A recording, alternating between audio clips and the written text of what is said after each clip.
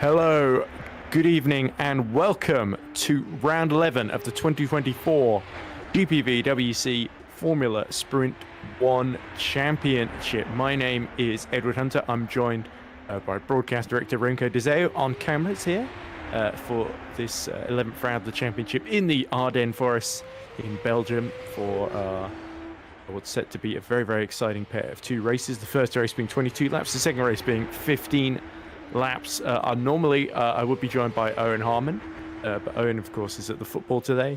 Caitlin had promised to join me, but unfortunately we've not heard from Caitlin. So we assume something's popped up at the last minute that's prevented her from commentating, which is perfectly fine. But anyway, let's have a little look very briefly before, as qualifying is just beginning right now. 13 and a half minutes left to go at this lovely circuit in Belgium, of course. Mike Quinn leading the championship on 302 points after winning race 1 last time out at Hockenheim. He's now 36 points ahead of Victor Ivanov, and here is Ivanov's new substitute teammate, Mr. Jake Dennehan, filling in for Tom Saville. Of course, Jake Dennehan, the reigning GPVWC Super League champion. Now that his commitments in Formula Sim racing are done for the season, he's clearly got a lot of free time in his hands. He's decided to spend it helping out his old Netrex stablemate, former stablemate, of course, Victor Ivanov. And Dennehan expected to do very, very well. Some might say a little overqualified for Formula Sprint 1. Used to compete here a couple of years ago when he had some very, very good championship fights with the likes of Tom Stevens. Yeah, MS Performance, of course, closely affiliated with Netrex, and Netrex, speaking of which, leading the team's championship after getting a 1-2 last time out at the Hockenheim ring. With for the first time this season they won, with Omari Watson leading home his teammate Harry Smith, and Omari has now moved up to third in the championship, 69 points behind points leader Mike Quinn, of course. So it is set up very, very nicely in the team's championship. Eric's leading on 441 points from Multiforce GP on 403. And then MS Performance on 359, a little way adrift, but just ahead of HGP. Of course, we've got Patrick Magnussen and Frank Hamming as their two drivers for this event, of course. And Magnussen impressing quite a lot, but Frank Hamming is on a bit of a podium streak at the moment, having gotten third in both races at the Hockenheim ring after having missed a round at Silverstone as well. And we believe, I think it was it was Quint who also had to miss Silverstone as well. But anyway, Jake Dennehan hurt 2 purple sectors so far as he comes through Blanchimont.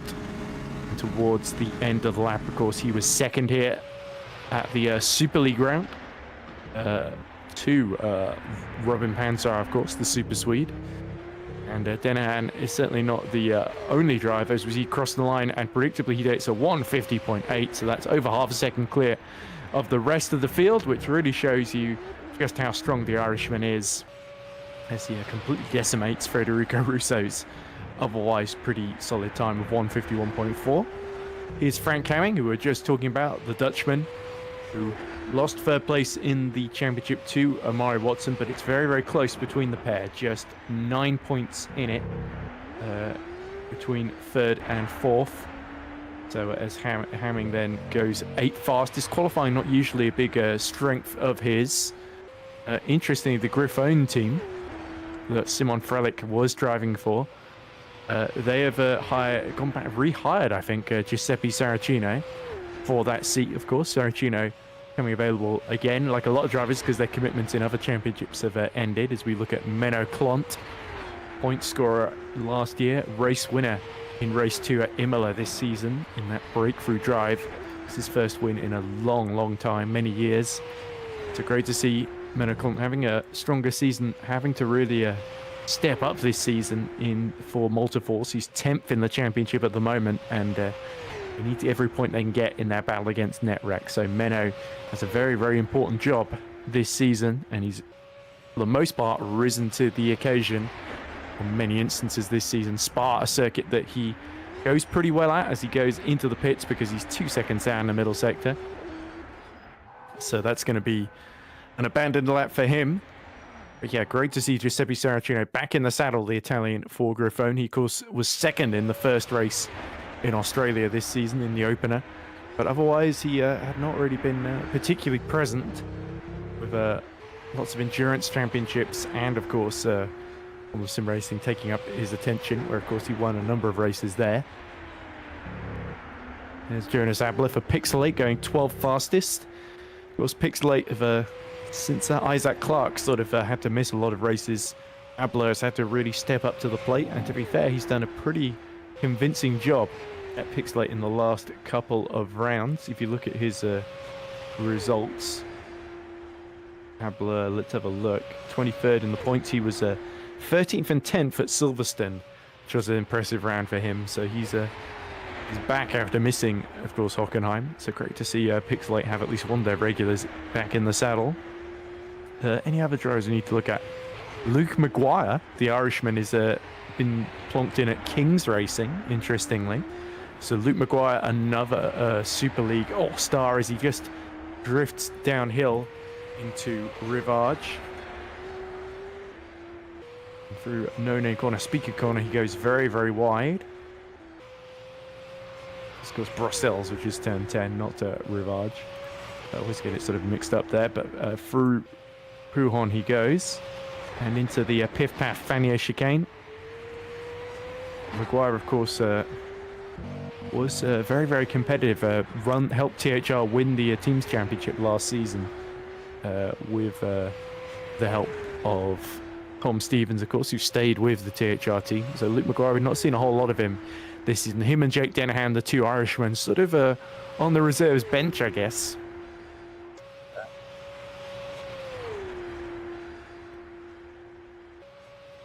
Yeah, so one of the reasons we're seeing Luke Maguire lag around, as Remco de Zeeuw just points out in my ear, is that Luke Maguire moved a couple of years ago to Australia, so ping may not be necessarily great for the Kings Racing driver. But of course, Kings are in a pretty big championship fight down in 12th, with Pixelate just ahead of them as well. So they're desperately trying to score as many points as they can. They did get a penalty courtesy of second place for Chris Butcher in race 2 in Austria. There's Victor Ivanov, halfway through the session, yet to set a competitive time, as Ivanov down in 27th, slides her and through the bus stop. So Ivanov looking a bit on the back foot, especially compared to his teammate Dennehan, who is leading the way presently. Ivanov goes 16th fastest. That would be out just outside the points then. So Ivanov looking a bit vulnerable. His title rival Mike Quint 8th at the moment, just behind Patrick and Magnussen, and Russo definitely impressing for Alpha Delta. Of course, Russo had a very, very good race here last year, didn't he? With a second position in mixed conditions to Simon Frelick in race 1. So him and Lucchini definitely thrive at these kinds of tracks, it would seem, although Lucchini down in 18th at the moment. Owen Kilhausvik sets the fastest first sector, so 2/10 quicker than anybody else. But the problem with Owen for that is that the first sector is not really where most of the time's gained. It's really second and third sector as Russo just pushes the limit that little bit too hard, coming out of Stavelot and into Paul Frere corner.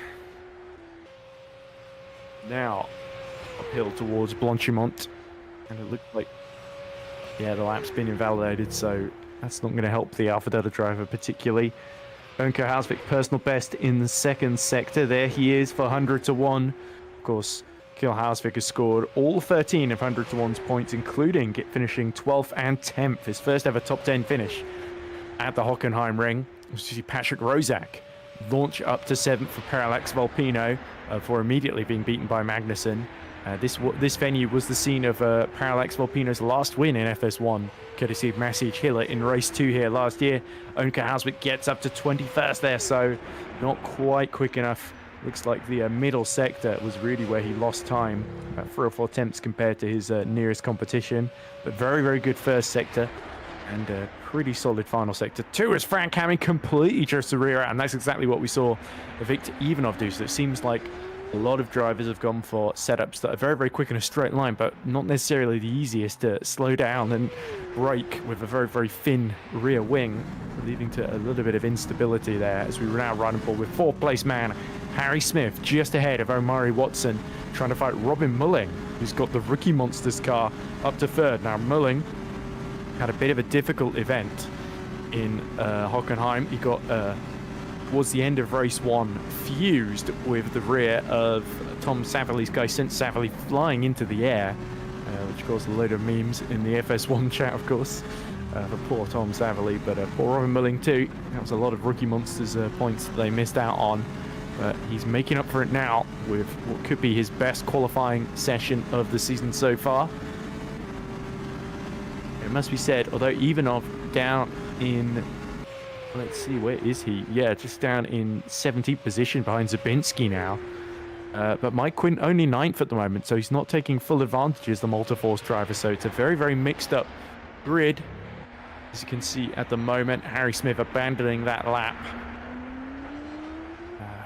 Half a second down in the middle sector, of course. So that was really where the time was being lost. With 3 minutes left to go, everyone will have to get ready for a final couple of runs here. It's just under 2 minutes per lap. So time is starting to run out for the Formula Sprint 1 field.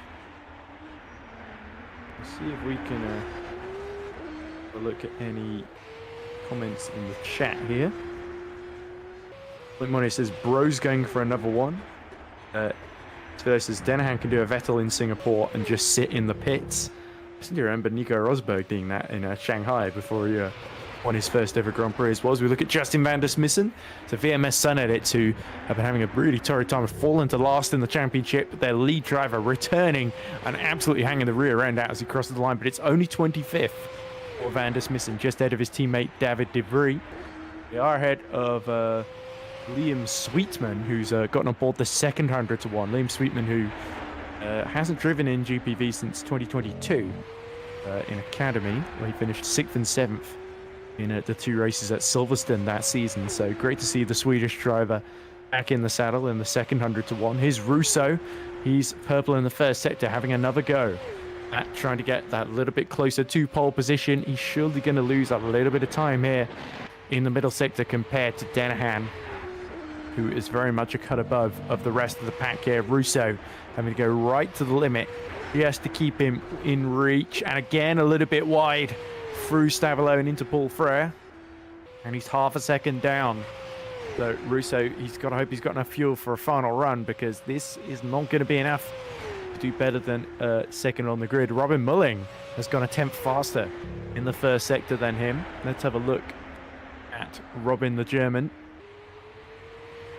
Just coming downhill then towards Pujon. He's looking a little bit slow and tentative here, unless that's an issue on my end.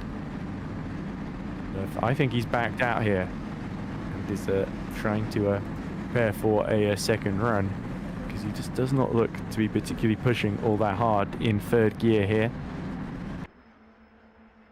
Denahan going quite slowly as well on his final out lap too, so leaving it right to the last minute here. One person who seems to be done in qualifying is Luca Phylan, who's gotten up to 6th, just 2,000th short of Omari Watson here. Russo finishes his lap, which is just slightly down on his best. It'll be a 151.474 compared to 151.451. And now begins what will be his final flying lap then for MS Performance.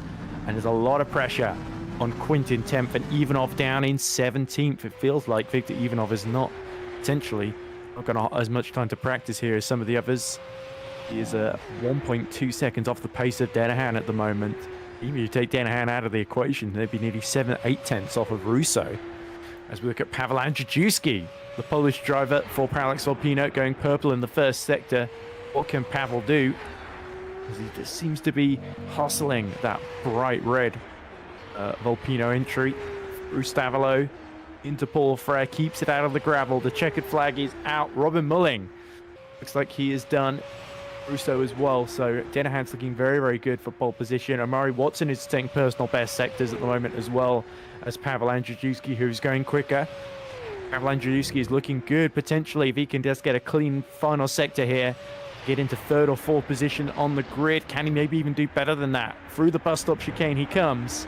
Out of the final corner, he's nailing it here. Towards the line he comes. DRS wide open. Paweł Andrzejewski, where's he going to filter out? It's still 16th. Okay, so the final sector was a little bit down, about half a second. Watson stays fourth fastest, but does improve just 1,000th of a second off of Robin Mulling's time there. So very, very good effort from the British driver. Winner last time out at Hockenheim. Mike Quint, purple in the first sector. He's left it very, very late to nail this lap here. The championship leader needs to get as high up the top 10 as is physically possible here. Ivanov is also setting personal best sectors as well. It looks like he's not going quite as quickly as Mike Quint. He's about second off, and Victor Ivanov is, he's finished. 9th fastest for Ivanov as Quint just absolutely clobbers the curb, just about holds on to a massive slide there. And is that going to affect him? Mike Quint crosses the line, 8th fastest. There we go. So Quint 8th, Ivanov 10th. That's our two title contenders, but it's Denahan who comes away with a huge margin, 3.5 tenths of a second over Patrick Magnussen for HTP, who beats Russo right at the end there. Denahan takes his first FS1 pole since it would be, is this 2021, 2022, I believe. So, yeah, fantastic effort from Jake Denahan there. But of course, we did expect him as the reigning Super League champion to be very, very strong here. And it's really behind where you're going to see some of your underdog performances here. So Patrick Magnussen, filling in HTP, has gotten himself onto the front row, just ahead of Federico Russo. Then it's Robin Mulling for Rookie Monsters. In his best qualifying of the season, in fourth to out-qualify both net Rexes of Omari Watson and Harry Smith. But not a lot in it, of course. Luca Phylan qualifies 7th, just ahead of Mike Quint. And Oliver Taras, the Brit, the FS2 driver for Apex Grand Prix. He goes 9th fastest for Lunark, so very, very good effort for him to beat Victor Ivanov to 10th. And that rounds out your top 10 then, with the title contenders a little bit further back than I think they've been expecting to be. Patrick Rozak qualifies 11th ahead of Luke Mitchell. Then it is Mirko Lucchini in 13th. Giuseppe Saracino 14th on his return, ahead of Frank Hamming. So Hamming will qualify in the last points paying position, but we expect Frank Hamming, as he always does, to gain ground in races. Daniel Scott, the Scotsman, it will line up 16th ahead of Massimiliano Riboli for Pixelate. Then it's Paweł Andrzejewski 18th. Couldn't really make anything of that purple first sector there, with a slightly off the pace final sector. Matthew Zubinski 19th. Luke Maguire, disappointing for the man in 5th in Super League last season to be 20th, but it must have been a very late call up for Kings. alongside Scott Mitchell-Malm, of course. Jonas Abler, 21st, with Menno Klont disappointed. 1.2 seconds off the pace, down in 22nd. Then Owen Kilhauswick, 23rd. Scott Mitchell-Malm, 24th. And Fine in 25th, 2 seconds off the pace. And then Matthias Dabrowski, Liam Sweetman in his first appearance for 100 to 1. And the returning VMS team, Vivander Smith in 28th. David De Vries bring up the rear of the field in 29th, just under 3 seconds off the pace then. So from second all the way down to about just inside the top 20, it's very, very tight indeed, with just about half a second splitting everybody. And then a massive 3.5 tenth gap between Dennehan and Magnussen. So yeah, it could be a very, very competitive race, this one. But I have a feeling Jake Dennehan is going to look to run away with it. Now, with nobody else to really talk to, I think it might be a good opportunity to go on a break before race 1 begins for just 3 or 4 minutes or so. So we'll see you on the other side for race 1 here in Spa-Francorchamps.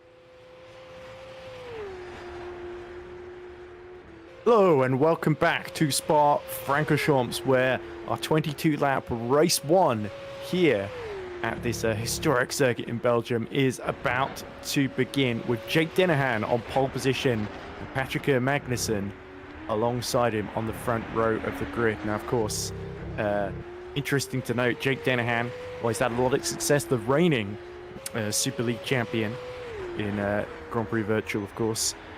He has yet to win at Spa Francorchamps. Of course, in his championship-winning FS2 campaign in 2021, he got 2 second places here in FS2, sorry.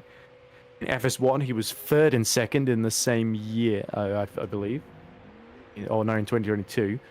And then last year in Super League, he was 2nd to Robin Panzer. So while he's had a lot of races that he has won, this has not been one of them, and it's a real driver's circuit, so he'll be eager to tick that off in race 1.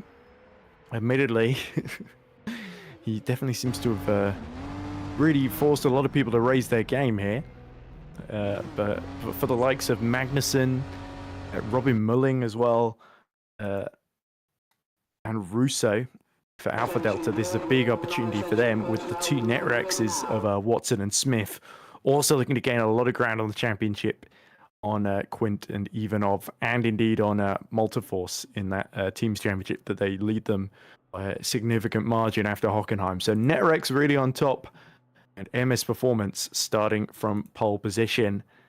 And of course, MS, when was MS's last victory? If I just look through my table, I believe it was Shanghai for Ivanov, which is feeling quite a while ago now. They've got a lot of second places since then, but no wins for MS Performance, unless I'm very much mistaken. Oh no, Stefan Rulp filled in Imola, another Super League champion, of course, and he did win race 1 at San Marino in Imola, so that was the most recent win for MS Performance. It always seems the substitutes at MS Performance end up winning. We've had Rulp that's won, we've had Frelich that won in race 2 in Japan, we've had Ivanov, who's got the 4 wins made of the season, and now Jake Dennehan wants to add his name to that illustrious list as well. So MS Performance, what we like about their stand, they've got access to some top talent, and they are taking advantage of it as the field is released for the formation lap. And is Jake Dennehan going to be able to break the curse here? We shall see. Here is the grid then. Dennehan and Magnussen on the front row. Row 2, Federico Russo and Robin Mulling for Rookie Monsters. Lots of points up for grabs for Rookie Monsters. They could do with those. Amari Watson and Harry Smith make it all Netrex. Row 3. Row 4 is Luca Filin and points leader Mike Quint. Row 5, Oliver Taras with Victor Ivanov right behind him, the man second in the points. Then Patrick Rozak for Parallax Volpino and Luke Mitchell for Lunark. Row 7, Mirko Lucchini ahead of the returning Giuseppe Saracino in 14th. Then row 8 is Frank Hamming ahead of Daniel Scott. Massimiliano Riboli leads row 9 from Pavel Andrzejewski. Then row 10 is headed by Matti Zabinski ahead of Luke Maguire. Jonas Abler leads row 11 from Menno Klont. Owen Kilhausvik heads row 12 from Scott Mitchell-Malm. Row 13, Matthias Dabrowski ahead of newcomer Liam Sweetman. Then Justin van der Smissen and David De Vries make up the final full row of the grid. But we've also got another row, that is Dan Fine and Davide Capruzzi, who missed qualifying, filling in at Grifone Esports.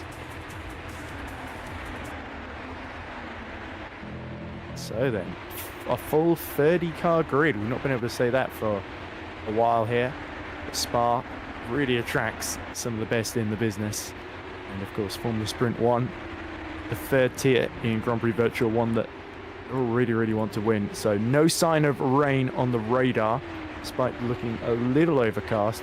We should be in for 2 dry races then, unless things change ahead of race 2. But Magnussen, big opportunity here. Can he pull a big upset here and jump Jake Dennehan at the start? He is Formula Sprint 2 Championship leader. He didn't have a great event on Tuesday, with Matthias Micke gaining on him for Optimal Esports. But Magnussen has been going well in FS1. He got 4th in race 1 at Hockenheim after a very, very decent qualifying there too. So he'll be looking to match or beat that 4th place. He's got 2 quick drivers in Russo and Mulling, and then the net Rexes of Watson and Smith behind, then Filin, Quint, Taras, Ivanov. It's a very, very stacked top 10. Yeah, as they all slot into their grid positions. Davide Capruzzi, of course, didn't set time in qualifying. He's got quite the job to do in the number 90 Griffon car. Dan Fine just ahead of him in the KKR. Here we go. He slots into 30th and last position then. So round 11 about to begin then with race 1 here at Spa-Francorchamps in the Ardennes forests. Enahan, how aggressive is he going to be in terms of cutting off into La Source? Here we go, the lights turning on one by one, and when they go out, we will be racing here at Spa-Francorchamps, and Magnussen gets a horrible getaway, bogs down completely off the grid. Russo up to 2nd, Watson up to 3rd ahead of Mulling into turn 1. It looks like Mulling has been robbed by Luca Filin as well. A little bit chaotic into La Source. There's been an incident right at the back of the field between Mitchell Marm and Dabrowski, and I think Zabinski may be involved as well with Abler. And but look up front then, Russo has got a great run on Jake Danahan. Green flags ahead, yellows in sector 1 then. All of the top 21 on soft tyres. Russo now pulls to the outside, tries to make the move into Lecom. A little bit of wheel banging there, but Danahan holds his line, holds his nerve, holds the lead of the race. And that was aggressive from Russo. There was an opportunity there, but Danahan handled it beautifully. And now this is looking very, very good for Omari Watson in 3rd. He's, of those top 3 in the championship, he's made the most progress here from about 6th on the grid to 3rd, just ahead of Mulling and Magnussen. Magnussen, to be fair, could have been a lot worse. He seemed to bog down a lot into turn 1, and he got away pretty lightly, all things considered. But there was chaos behind. So Mike Quint is up to 7th. Victor Ivanov is gained 1 place to 9th.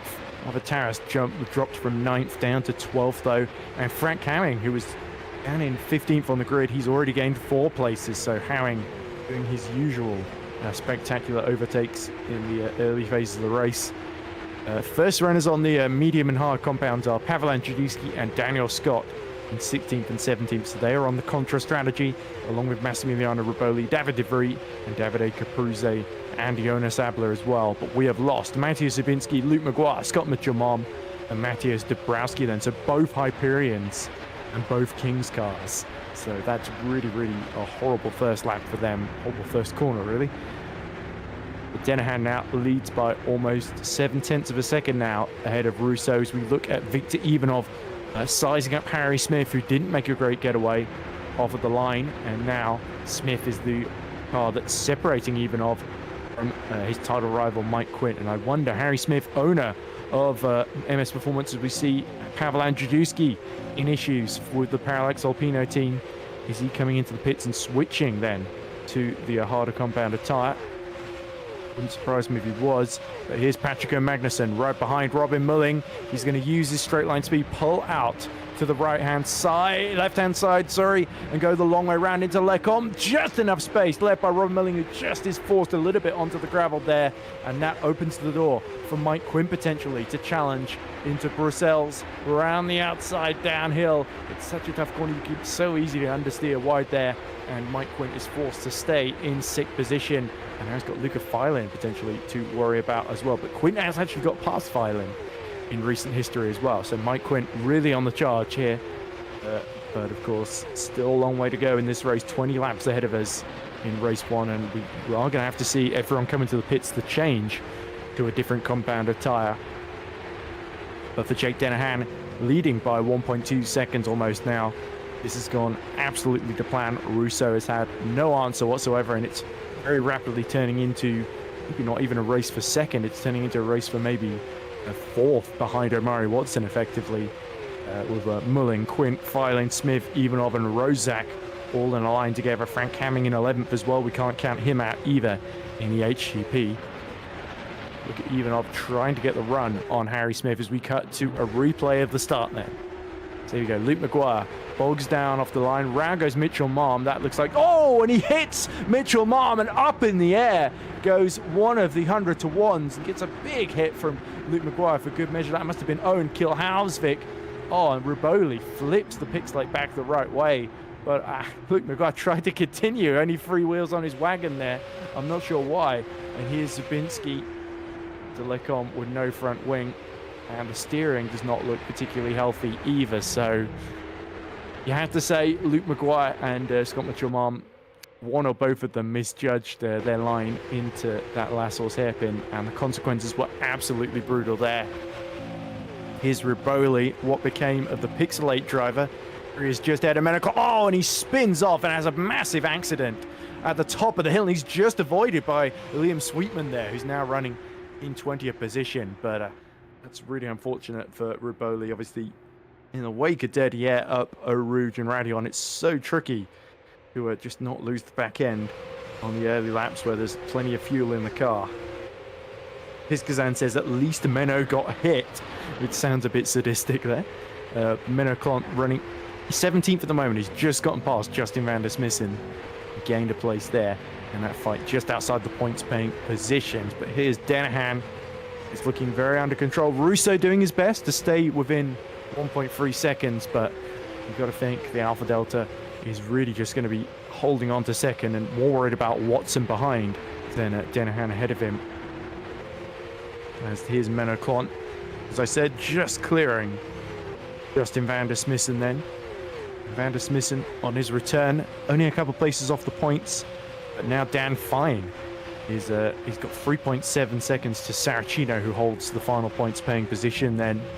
And remember, reverse grid for FS1, it's going to be 6th through to 10th. So that's Mike Quint, Harry Smith, Luca Fine, and Victor Ivanov and Rozak currently holding on to those key positions then. But of course, Mike Quint will be looking to get as close or onto the podium as physically possible. Here's Filin. He's right behind Harry Smith now. It looks like Smith has got by Filin, so I wonder if Luca Filin maybe has been seen Harry Smith breeze by with the DRS, and now he's trying to get his own back here. We know KKR go or set up with very, very good straight line speed, and he's going to go back through up the inside into Lecombe and back into 7th place there. Mike Quint sets the fastest first sector of the race, though, in his pursuit of Mulling in the battle for 5th position.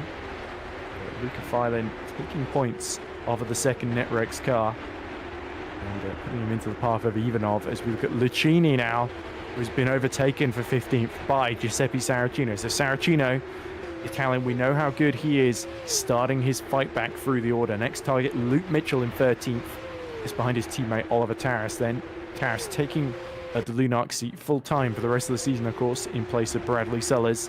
As here's Pavel Andrzejewski. I think he's hit trouble here. Daniel Scott as well. Up Eau Rouge and Radion. Is he about to lose it over the curb? Yes, he is, all the way to the left-hand side. Oh, and he's on fire. And Scott's had a separate incident right behind him. Almost crashed off in sympathy there. Let's see what happened to Daniel Scott, but that's a horrible way for Andrzejewski's race to end. Daniel Scott then up the inside of Sweetman, I believe. Oh, and just locks wheels. And he's facing the wrong way and just trying to keep it out of the wall there.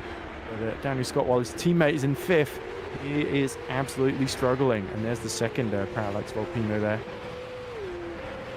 So Scott is out. Andrzejewski is out. We've got 22 cars left in the race. Kilhausvik, who got absolutely assaulted on that first lap, fit for a new front wing and is still going down at the back of the field, 71 seconds behind Davide Capruzzi. Here's Menno Clant hiding away with Van der Smissen, who's got back through here. And look at David De Vries and Liam Sweetman dueling in the background. Sweetman goes around the outside of David De Vries. Good move by the Swede in the 100 to 1 to hold on to 19th position then. The closest fight up front, Watson is 7/10 ahead of Magnussen in 3rd. And a full 3rd. Then another 6/10 behind is Mulling. Mike Quint is another 2nd behind. He's just biding his time, it looks like, in that close battle. So the final spot on the podium, very much contested, is now Menno Clant. Used the DRS to go back around the outside of Van der Smissen into Lecombe. Top 5 of 22. And Menno needs to get out of that sort of DRS yo-yo and try and get closer to Dan Fine, who's 2.9 seconds up the road from him now. Lucchini is now 5.8 seconds out of down. So there's a gulf between 16th and the final points paying position opening up. For those running long on the hard tyres, they're 21 seconds down on the lead. So Denahan is breaking the pit window currently, or only 4 laps in. So he can pit now, probably, unless some of the soft tyre runners go very, very long. Denahan is not going to have any traffic when he comes out the pit lane. Here's Ivanov. He's yet to really make too much progress in this race. We saw consistently Mike Quint has been getting the upper hand on him with really race 2. A couple of brave drives for Ivanov on the soft tyres, conserving the soft tyres and getting to the end of race 2 without a pit stop, really playing into his hands in Canada and the last time out at Hockenheim. But nonetheless, Mike Quint able to limit the damage and able to win race 1 as well after a very, very close battle with Ivanov. So it's been very, very entertaining so far. There's Frank Hamming sizing up Patrick Rozak, and Rozak is about 9/10 behind Ivanov. There's a danger if Rozak drops out of DRS range, and Frank Hamming could make very, very short work of him, but that DRS is saving him at the moment, so it's kind of a stalemate up front, but not here. Mulling gets the DRS run on Patrick and Magnussen, who drops a little bit too far behind Omari Watson, and Rookie Monsters back into 4th. Hamming up to 10th then, past Patrick Rozak there. That's the move that he needed to do for HGP, and HGP really need these points then. So 1.4 seconds to Victor Ivanov, and Ivanov again now in an unenviable position because he's got a pretty quick driver behind who's going to be absolutely pushing to catch up now. 1:54.2, which is exactly almost the same time that Ivanov was slightly quicker the previous lap, getting the draft from Harry Smith in front of him. There's Luke Mitchell going a little bit wide, but he has got past Oliver Taras in recent history. So crucial for Lunark. They've got their lead driver, the reigning FS2 champion, into 12th position, and now free to challenge Rozak, who's looking a little bit vulnerable now as he starts to drop off the back of Frank Hamming. And look at the way Luke Mitchell just drifting the rear out into Stavolo as they go through Paul Frere now. In fact, Taras might actually be close enough for a run on him here. So it'll be interesting to see how Lunark manage this. They've clearly got Taras qualified a lot better than they perhaps were expecting. Last time Taras drove for Lunark, by the way, in FS1, he finished 7th in Abu Dhabi. And here we go, into bus stop. He's close enough to make a move, but sensibly he's going to back out and let Luke Mitchell gather himself up here, trusting that he can just go with him, and they can both sneak their way into the top 10 for Lunark here. So very, very good work between Taras and Mitchell here. The current reigning FS2 champion and a man who has got a lot of podiums in FS2 but still hunting that first win, of course. Taras, his season not really going to plan for Apex Grand Prix, with having to miss a lot of races as well.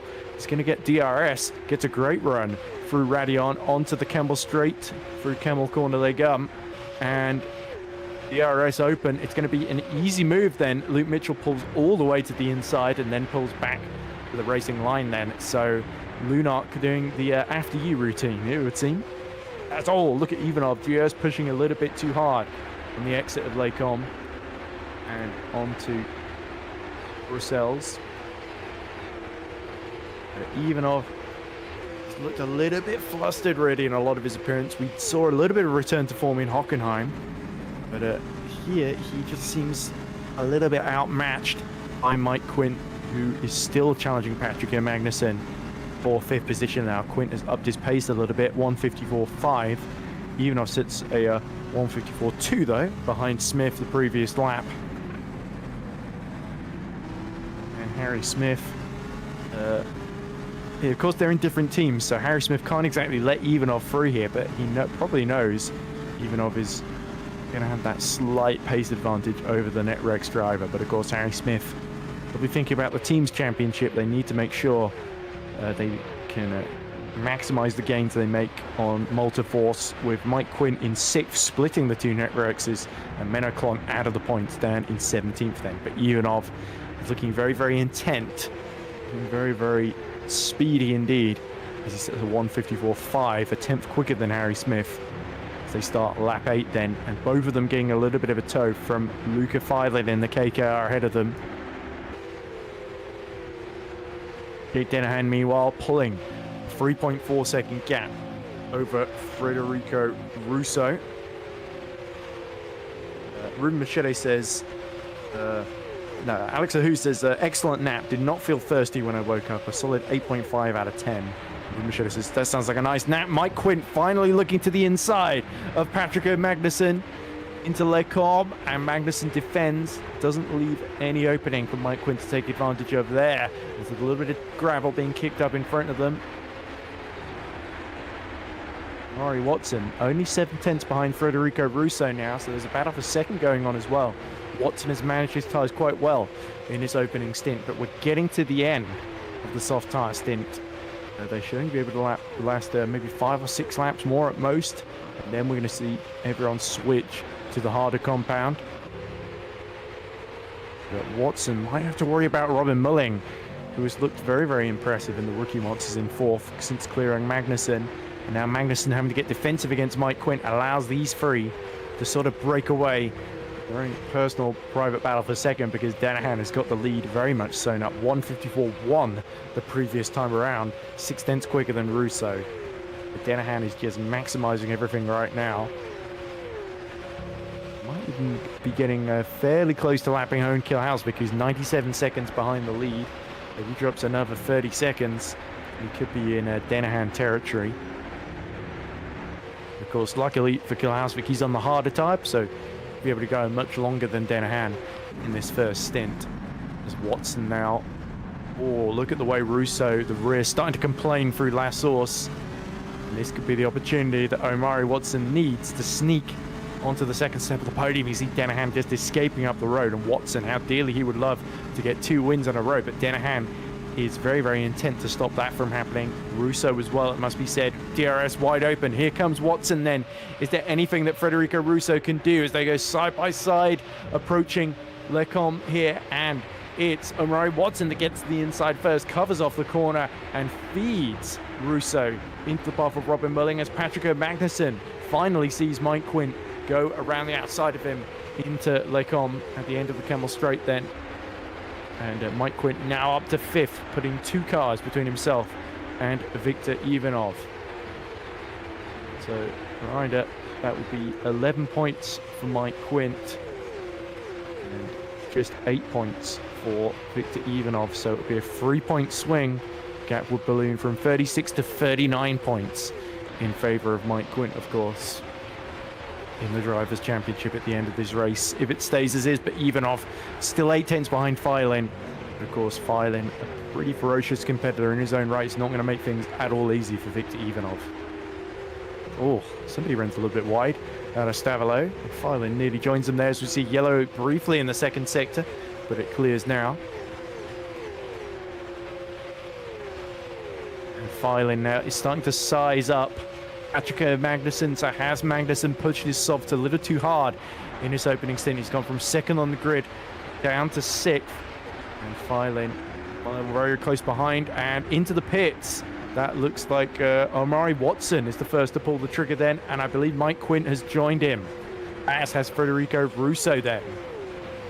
It looks like Frank Hamming and Oliver Taras have jumped into the pits as well. So lap 10 with 12 laps to go, they're going for the harder compounded tyre, and surely everyone around them is going to react to this, with the possible exception of Danahan, who might stay out a little bit longer than the rest, just so he has the freshest tyres at the end with which to set fastest lap, of course. And now Filin has got a great opportunity to use DRS to clear Magnussen down the Kemmel Straight. Can Patrick Magnussen defend? He's not going to. Up the inside goes Luca Filin on to the final step of the podium, but he's going to be undercut here. Let's see where the front runners come out. Watson has come out 10th. Menno Klont has come out 11th. It's saying on another set of soft tyres, but I'm not sure I believe that. Federico Russo 12th. Mike Quint 13th then. So Klont is still on the same soft tyres, sorry. I'm getting Mike Quint and Menno Klont mixed up. So Watson is pit on to hards and come out 10th, as has Russo in 12th, Mike Quint in 13th, Frank Hamming in 15th, and Taras in 16th. So Sweetman is in between them and Klont is in between them as well. So luckily Menno Klont can sort of hold up Russo and help out Mike Quint here. As now we look at Ivanov. He fancies a run at Magnussen, but surely they're all heading to the pits at the end of this lap here, because the traction's starting to go, especially on the rear tyres here. They seem to have had enough on these cars here, and even Harry Smith will be cognizant of that too. Here's Frank Hamming. He's got Liam Sweetman on the hard tyres in front of him now, and Hamming needs to get through at the Fanier chicane as quickly as possible. Sweetman goes a little bit wide, and Hamming now is being caught by Taras. This is working really, really well for Oliver Taras as Denahan pits from the lead of the race then, and look at Oliver Taras all over the back of Frank Hamming, who still can't clear Liam Sweetman. Mulling is coming in, Filin is staying out, so he will inherit the lead of the race. Magnussen pits, Smith pits, Rozak pits, Mitchell pits. Ivanov is staying out, as is Mirko Lucchini. I'm surprised Ivanov didn't come in. Now Frank Hamming goes to the outside of Liam Sweetman, and he's going to be followed through by Oliver Taras. Just enough room left there. Sweetman decides it's time for him to pit off of those soft tyres as well. Sweetman was on the soft, sorry. So it's Denahan who's come out in 4th position, having pit from the lead. It's only the 3 leaders that didn't pit. Filin, Ivanov and Lucchini ahead of him. Watson is 5th. Russo is 6th. So Russo is still behind Watson. Then Robin Mullings in 7th, still just ahead of Mike Quint. And Frank Hamming has emerged 3 seconds down in 9th. So Hamming has lost a little bit of time there. Magnussen has come out 10th, just in between himself and Oliver Taras. There they go. So Taras just losing out. And Magnussen right behind his teammate Frank Hamming. So Magnussen has well and truly been undercut here, as Rozak is just held off by Harry Smith for 12th position then. So you've got to say, staying out really played against Magnussen there. And let's see the rest of those who stayed out as well, where they have filtered out into the pack. We'll have to see when Filin, Ivanov and Lucchini come in, but I suspect Ivanov is going to come out round about Taras, Smith, Rozak territory. And this means, of course, Denahan should very, very quickly re-inherit the lead. So the order is going to be Denahan, Watson, Mulling, Russo, Quint and Hamming, I believe. So Hamming the big winner in all of this. Now he's still, despite being held up by Sweetman, he's still just behind Mike Quint in what's going to be a net, let's see, 6th in the order, I think. And into the pits comes Filin then. Ivanov stays out yet another lap. I'm not sure really what the strategy here is from MS Performance, because there's no sign of rain. This is really a big gamble from them. Lucchini also pits for Alpha Delta. This puts Denahan into 2nd on the road, just 8.6 seconds behind his teammate Ivanov. Watson now goes up to 3rd. Mulling will go into 4th. Where's Luca finally going to fill out? Russo comes through. Quint goes for up to 6th. Filin is going to come out in 7th, actually, just ahead of Frank Hamming. So Hamming being held up was absolutely crucial, but he will get the run as they go downhill towards Eau Rouge and Radiant. Let's see what Frank Hamming can make of this. All over the curb from Luca Filin then, and DRS is going to open. Frank Hamming is surely going to go through into 7th position here. And indeed he does. That should be a net 6th once Victor Ivanov pits ahead of everybody else. Look at that, Smith continuing to hold off the attentions of Patrick Rozak then. So Harry Smith has really been jumped by Oliver Taras. And Frank Hamming here. Look at Rozak absolutely pushing on the exit of Lecombe and kicking up some dust and gravel. Anyway, Victor Ivanov now 7.8 seconds ahead of Denahan. 1:54.6 last time around. He is lapping similarly to Mike Quint, actually, slightly slower. But this isn't really going to gain Ivanov a whole lot of time unless he thinks the overcut's worth doing here. This is a very, very bizarre strategy, unless he's expecting tyre wear to really ramp up as this race goes on, and that he'll need these fresh tyres at the end.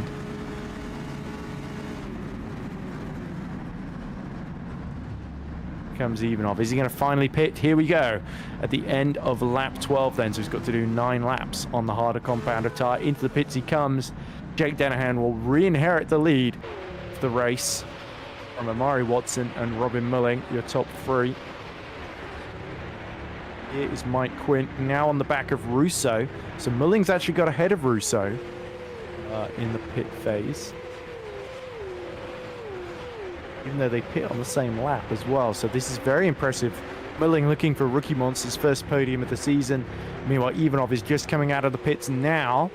He's going to come out, I think, just ahead of Luke Mitchell. Is he? No, Mitchell just gets through. Ivanov down from 8th on the grid to 13th then.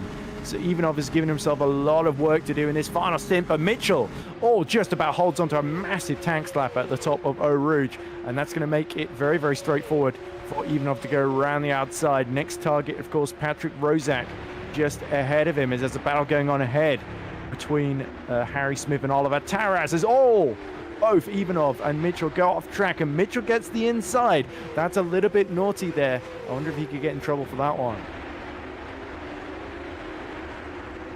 Certainly, when both drivers cut the corner, and there we go, he knows it, he's lifted off the throttle. He's going into the speaker's corner and re-allow Ivanov to take 12th position. But all this has really held up Ivanov, he could have done without that. Mike Quint, meanwhile, sets the fastest first sector of the race in his pursuit of Mulling. He wants to steal that podium from him, as Patrick Magnussen is now right behind Luca Filin. So Magnussen on a fresh set of harder tyres. Let's see what he can do here. Taras has got his hands full of Harry Smith behind him. It'll be interesting to see if Harry Smith and Rozak, how long it takes Ivanov to pick both of them off, given the delta he's got, having just gone on to 3-lap fresher hard tyres. And on the alternate strategy, David De Vries, who's gone on to a set of softs, down in 20th position. Halsvik has got ahead of Dan Fine as well, so great to see him still going. Liam Sweetman is 17th, just 2 positions off of the points, but a whole 18 seconds behind Licini, who, having pit latest, he really lost out and fell from well inside the top 12 down to 15th. Here's Patrick Magnussen, continuing to impress. Looks like HEP going to get some decent points out of this one, with Hamming using the undercut to good effect, and Magnussen on some fresh tyres, trying to chase down Luca Filin continuously. But Capuzzi is also making, I think, his first stop. No, he's actually had to pit after 1 lap, so maybe a drive-through for Capuzzi in Griffon Esports. But on lap 14 of 22, 6 laps to go. And Dennehan leads by 6 seconds over Omari Watson, who's got through on Robin Mulling. Must have missed that. He's a long way ahead of Mulling. I wonder if Robin made a mistake somewhere. And yeah, Mike Quint in 4th, not able to really... Oh no, he did make that move earlier, didn't he? Sorry, mixed up here. And Mike Quint is still beating down Robin Mulling, 1.1 seconds behind, and setting personal best laps in his wake, 153.5 compared to Mulling's 153.8. Watson has been a little bit more consistent than Russo and Mulling, but he's still being wildly outclassed by Jake Dennehan, who's setting 153.3s in the lead of this race, looking to break his jinx at Spa of no wins so far in GPV last couple of years. Ivanov sets a purple middle sector, interestingly, 47.8. Very, very quick indeed as he tries to chase down Rozak, who's about 7/10 in front of him. Harry Smith still stuck behind Oliver Taras, who's been doing an impressive job in the number 93 car. Taras is still exactly where he qualified, in 9th place. As Harry Smith just holds on at the top of Eau Rouge in Raidillon. All of them on 5-lap old hard tyres, so it's kind of a stalemate between them. There's Filin pit later than a lot of the drivers around him, so he's got a good chance. Here we go, around the outside comes Harry Smith, as there's a little mistake from Taras. He's going to have to go all the way around the outside into Bruxelles, which is not the easiest move to do because you have to be much further alongside. And Taras is backing Smith into the path of Rozak and Ivanov there, so good defensive driving from the Lunark. He's helping his teammate get involved in this battle as well, in the form of Luke Mitchell. Ivanov has set the fastest lap of the race, by the way, 153.076. Right behind Patrick Rozak. Saracino looking to rob Licini of 14th position. And Saracino is on 2-lap older tyres, actually, than Licini ahead of him. Big drift from Patrick Rozak through Stavilo, and that allows Viktor Ivanov slot through into 11th position there. Important move for the Bulgarian. Now he needs to chase after the British driver, Harry Smith. But look at Rozak, still got the straight line speed to challenge as the Polish driver. Rozak tucks in through Blanchimont. He's going to try something into the bus stop. He pulls to the outside, but Ivanov has covered it off as Harry Smith is looking a little bit all over the show in front of them. As he tries to put pressure on Oliver Taras, still allowing Patrick and Magnussen to get away to the tune of 1.5 seconds. Robin Mulling 3 seconds behind Omari Watson, who's 6.7 seconds behind Jake Dennehan. That's your top three. Russo still 7/10 behind Mike Quint, though. So Quint has not really been closing on Robin Mulling like many of us expected him to. He's only just under a tenth quicker the previous lap, and matched by Russo behind as well. This is Patrick Rozak trying to get revenge with the DRS on Victor Ivanov. Ivanov pulls the inside to defend. Well, he knows the Parallax Volpino's got decent straight line speed, but Rozak not really able to make anything of it. You've got to think, in the form of Harry Smith, him and Ivanov are not going to fight each other too hard if Ivanov gets the run on him. But nonetheless, Teams Championship points up for grabs for Netrex. You could do with Smith in the top 10 rather than outside of it. Especially with Mike Quinn only 2 places behind Watson now. But Watson has really done a stellar job. They did say earlier that it was a sort of the normal drivers pole for Patrick and Magnussen. I think if Dennehan wasn't here, this would be a win, 2 wins in a row for Watson. But unfortunately for Watson, Dennehan is here, so he's going to get just the 20 points rather than the full 25. Nonetheless, take nothing away from Jake Dennehan, who's done a superb job. Christos Phillips says Oliver Gotras in P9, so he's impressed by the job that Taras is doing. Oh, big drift from Frank Hamming.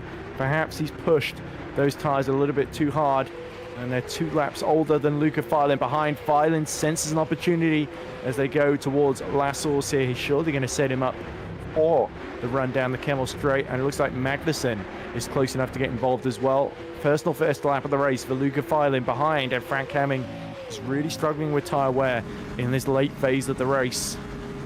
There could be a change for 6th position here, and Luca Filin has got to make sure he positions well here. DRS about to go wide open. Indeed, wide open it goes. To the inside he comes. Frank Hamming is going to try and duke it out around the outside. No chance there. Luca Filin picks off the HGP and climbs back into 6th position, and now he's free to chase Federico Russo for 5th. And will HGP do a swap between Magnussen and Hamming, I wonder, with Magnussen on significant... No, they're on the same life of tyres here, so there isn't really a big incentive, and especially with Hamming still in 4th in the Drivers' Championship. Unless Magnussen's pace has been significantly better, there's no reason to swap them. 1.7 seconds to Taras behind, who's got his hands full with Harry Smith, of course. Not to mention Victor Ivanov. You can see the gainers. Omari Watson gaining 3 positions. Mike Quint gaining 4. Frank Hamming gaining 8 with his undercut. The biggest gainer, Davide Capruzzi, of course, didn't qualify. Has got up to 20th with the large amount of retirements, of course. As we see that Luke Mitchell picking off Rozak for 12th position there. And Rozak dropping down quite a lot of places, down to 15th, the final point Spain position. So looks like the Parallax Volpino drivers hit more trouble. Here he comes out of Fanier chicane, gets another drift on. Is it Stavilo again that catches him out? Oh, it is just the exit this time, and he completely loops it round, and he's almost trying to go the wrong way there. He has to get on the grass to the inside, out of everyone's way, spins it around and gets going before Menno Klont can arrive, but Menno Klont will start to realize there could be a just small chance of the final point Spain position. The gap was, what was it? It was like 6 or 7 seconds. Now it's, well, actually it's 10 seconds according to the timing screen now. So maybe Rozak has actually got things covered. Yeah, 11 seconds. The gap between Rozak and Klont. And here comes Harry Smith. He's being overtaken actually by Ivanov down the Kemmel Straight there. And that is surprising. Looks like Harry Smith decided he didn't want to fight that one. And Victor Ivanov up to 10th then. So that will certainly limit the damage in the Drivers' Championship. Mike Quint in 4th, and Ivanov 10th with just 4 laps to go. That will be 13 points versus 6 points. And that will be a 7-point swing. So it would go to from 36 points plus 7, which would be about 43 points. So looking very, very good for Mike Quint at the present moment in 4th position. Both him and Ivanov, well, he's gained a lot of positions. Ivanov is about exactly where he qualified, behind Taras as well, funnily enough. So Ivanov will have to make very, very quick progress past Taras and Magnussen, really. Limit the damage, keep it below 40 points in the championship. But at the moment, they're doing enough to hold him off, because we're pitting later, as he's got to overcome the gap, as Mike Quint is struggling a little bit with the rear end through bus stop there. Such a tricky corner. Ivanov now has immediately latched on the back of Oliver Taras then. Taras looking for another top 10 finish and some points in for Lunark this season. Ivanov looking to try and limit the damage in the Drivers' Championship. This could be a big result for MS in the Teams Championship as well, given how close HEP were getting to them. Ivanov has got a great run here as they exit Oruj and Radion. To the outside he comes. DRS is going to come wide open, and there's nothing Oliver Taras can do. Ivanov gains another position. He is into 9th with 3 more laps to go. Jake Dennehan's margin up front is 8.5 seconds over Omari Watson. In fact, it's 9 seconds now. So Watson has got no answer, unfortunately, for him. But he is still 2.7 seconds ahead of a very, very impressive Robin Mullen, who is still set to take Rookie Monster's first podium. But Luca Filin has got fresher tyres than Federico Russo ahead of him, as we see yellow in Sector 2, which briefly clears up then.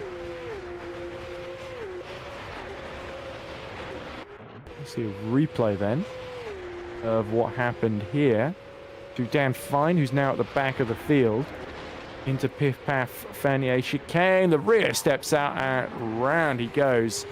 Dan Fine has to do a full loop and has to let Dennehan slapping Kill Hausvik as well. But Dennehan slightly having to deal with a bit of traffic here. Dan Fine actually managing pretty well and getting out of everyone's way there.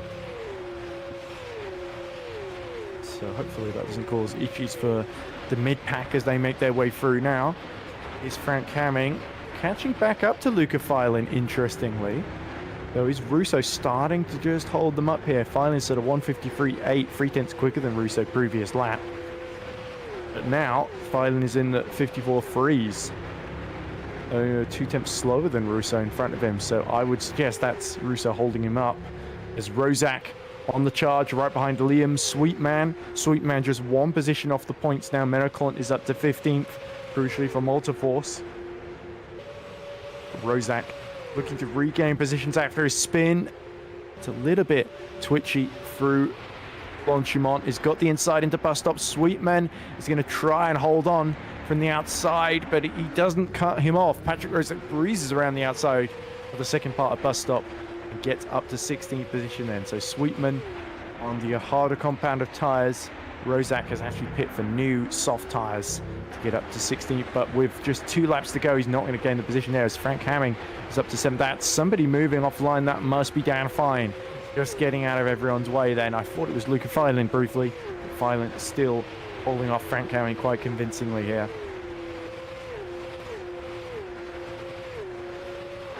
So Ivanov, the big threat to Patrick Magnussen then. And Magnussen has got 10 lap old tyres. Ivanov has got 7 lap old hard tyres. So it's a 3 lap delta in favour of Victor Ivanov here. And these are final couple of laps. So Magnussen will have to pull off all the stops for the sake of HGP. Battle for 3rd in the team's table. It's Filin closing inexorably to the back of Federico Russo. He's just looked that bit stronger on his fresher tyres in this second phase of the race, and a top 5 is beckoning here. Of course, wouldn't be all bad for Russo. He would still be, he could drop to 6th in contention for reverse grid pole, as would everybody down to Harry Smith. So crucial that Smith was able to ultimately clear Oliver Taras then. Filing now setting up the Alpha Delta of Russo for a move here at the top of the hill. Out of Radion. Into the DRS zone they come. And it's going to be plain sailing, unfortunately. Oh, he has to pull to the inside quite late there because Russo also gets DRS from the back of Mike Quint. It's going to be very, very close into the Lecom. And off track completely goes Russo, so you'll have to abandon that one and let Luca Filin through. So Filin forcing Russo to just go that little bit too long into Lecom. And still side by side between Lucchini and Saracino. Lucchini gets through into 13th position there, so they're still fighting away. Saracino's trying to look for the inside. Lucchini, swings the rear out through Brussels, and Saracino does the same thing almost. And it's Lucchini on the fresher tyres, 2 laps fresher than Saracino then. So Saracino's put up a good fight, but might have settled for just 2 points rather than 3. And here's Luke Mitchell fighting away with Oliver Taras then. So it's a personal battle really for Lunax. No real threat from Lucchini behind. And it looks like Ivanov is a little bit too far ahead. And Harry Smith, sorry, is 1.4 seconds ahead of Oliver Taras then. As we're about to start the final lap of the race then. And Jake Dennehan 10 seconds, over 11 seconds actually ahead of Aramari Watson then. As he now comes towards Lassos. It's been a spectacular drive from the Irishman. He sets the personal best lap, 153.1. Patrick Rozak has got the fastest lap though, 152.2, as Luke Mitchell is sizing up Oliver Taras then as they're about to start the final lap. Taras will get defensive into Lassos. He could be very, very vulnerable once they get to Kemmel Straight and the DRS zone.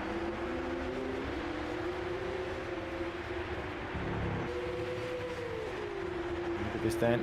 Mitchell, a last gasp attempt to get into the top 11 here. Both on 12 lap old tyres then. Half a lap more to go, and Luke Mitchell opens DRS. He's going to pull to the inside. The Lunax will swap positions then. It's Mitchell up to 11th, Taras down to 12th then. And that presumably is where the duo will remain for the rest of this race. Russo is down to 6th, so it looks like Luca Filin did get past on the final lap of the race then. So that's very, very good for KKR. Not so good for Alpha Delta. But they will still be in the mix for reverse grid race 2. And I wouldn't be surprised to see Russo getting a good finish there after a strong qualifying then. So one more sector to go for Jake Dennehan. And he's going to win in GPVWC at Spa-Francorchamps for the first time, as Ivanov is still chasing Magnussen, but it's going to be too little too late for the Bulgarian. Only the bus stop chicane to go now, and the Irishman, who's finished 2nd and 3rd here so many times, is finally going to win in FS1 for MS Performance, and it's going to be their first win since Imola. Jake Dennehan is victorious in race 1 here at Spa-Francorchamps, and that's going to be a wonderful feeling for the Irishman. He hasn't won since Bahrain in Formula Sim Racing at the start of March. Omari Watson follows up his win in Hockenheim with a 2nd place here. Robin Mulling takes Rookie Monster's first podium of the season.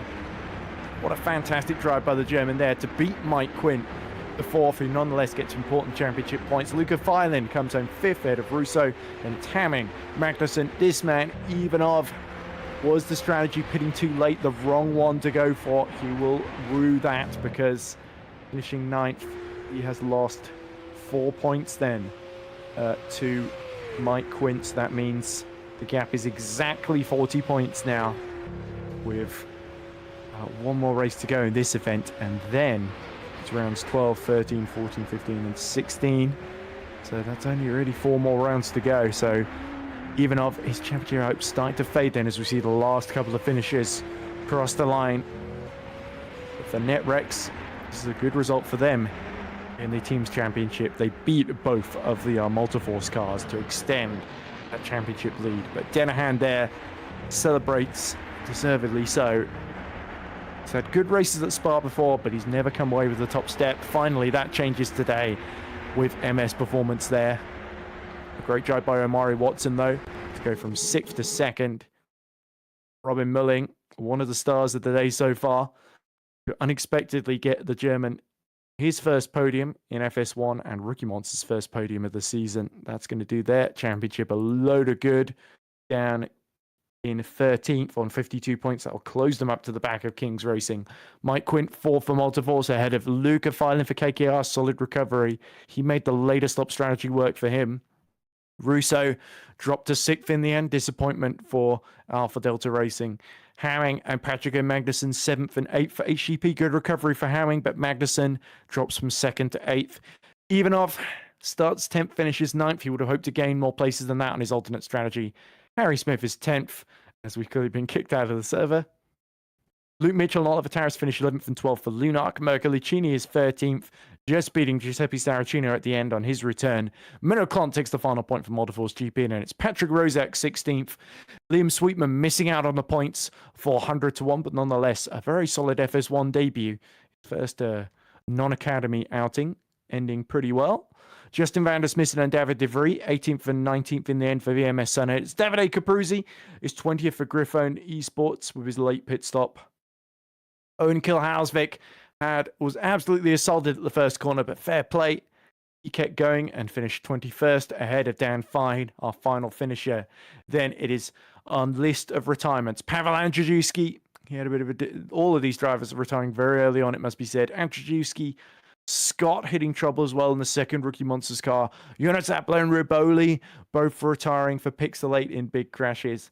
Matthias Zabinski, Luke Maguire, Scott Mitchell-Marmer, and Matthias Dabrowski, both the Kings and the Hyperions, coming to absolute grief at the first corner, with Maguire ruining that heavy contact with Mitchell-Marm that instantly ended both of their races into La Source. It was a very 2012 Spa start, really, with Grosjean going into the air, and I think it was Kilhausvik that was sent into the air as well. So, yeah, we'll have to hear what Owen has to say after that. But that is race 1. Jake Danahan coming out on top from Watson and Mulling and Mike Quint. But race 2, we'll have to see what the reverse grid draw is, and we'll have to find that out after the break then. We'll come back. We will see who's going to be on reverse grid pole position here at Spa-Francorchamps for our second 18-lap encounter.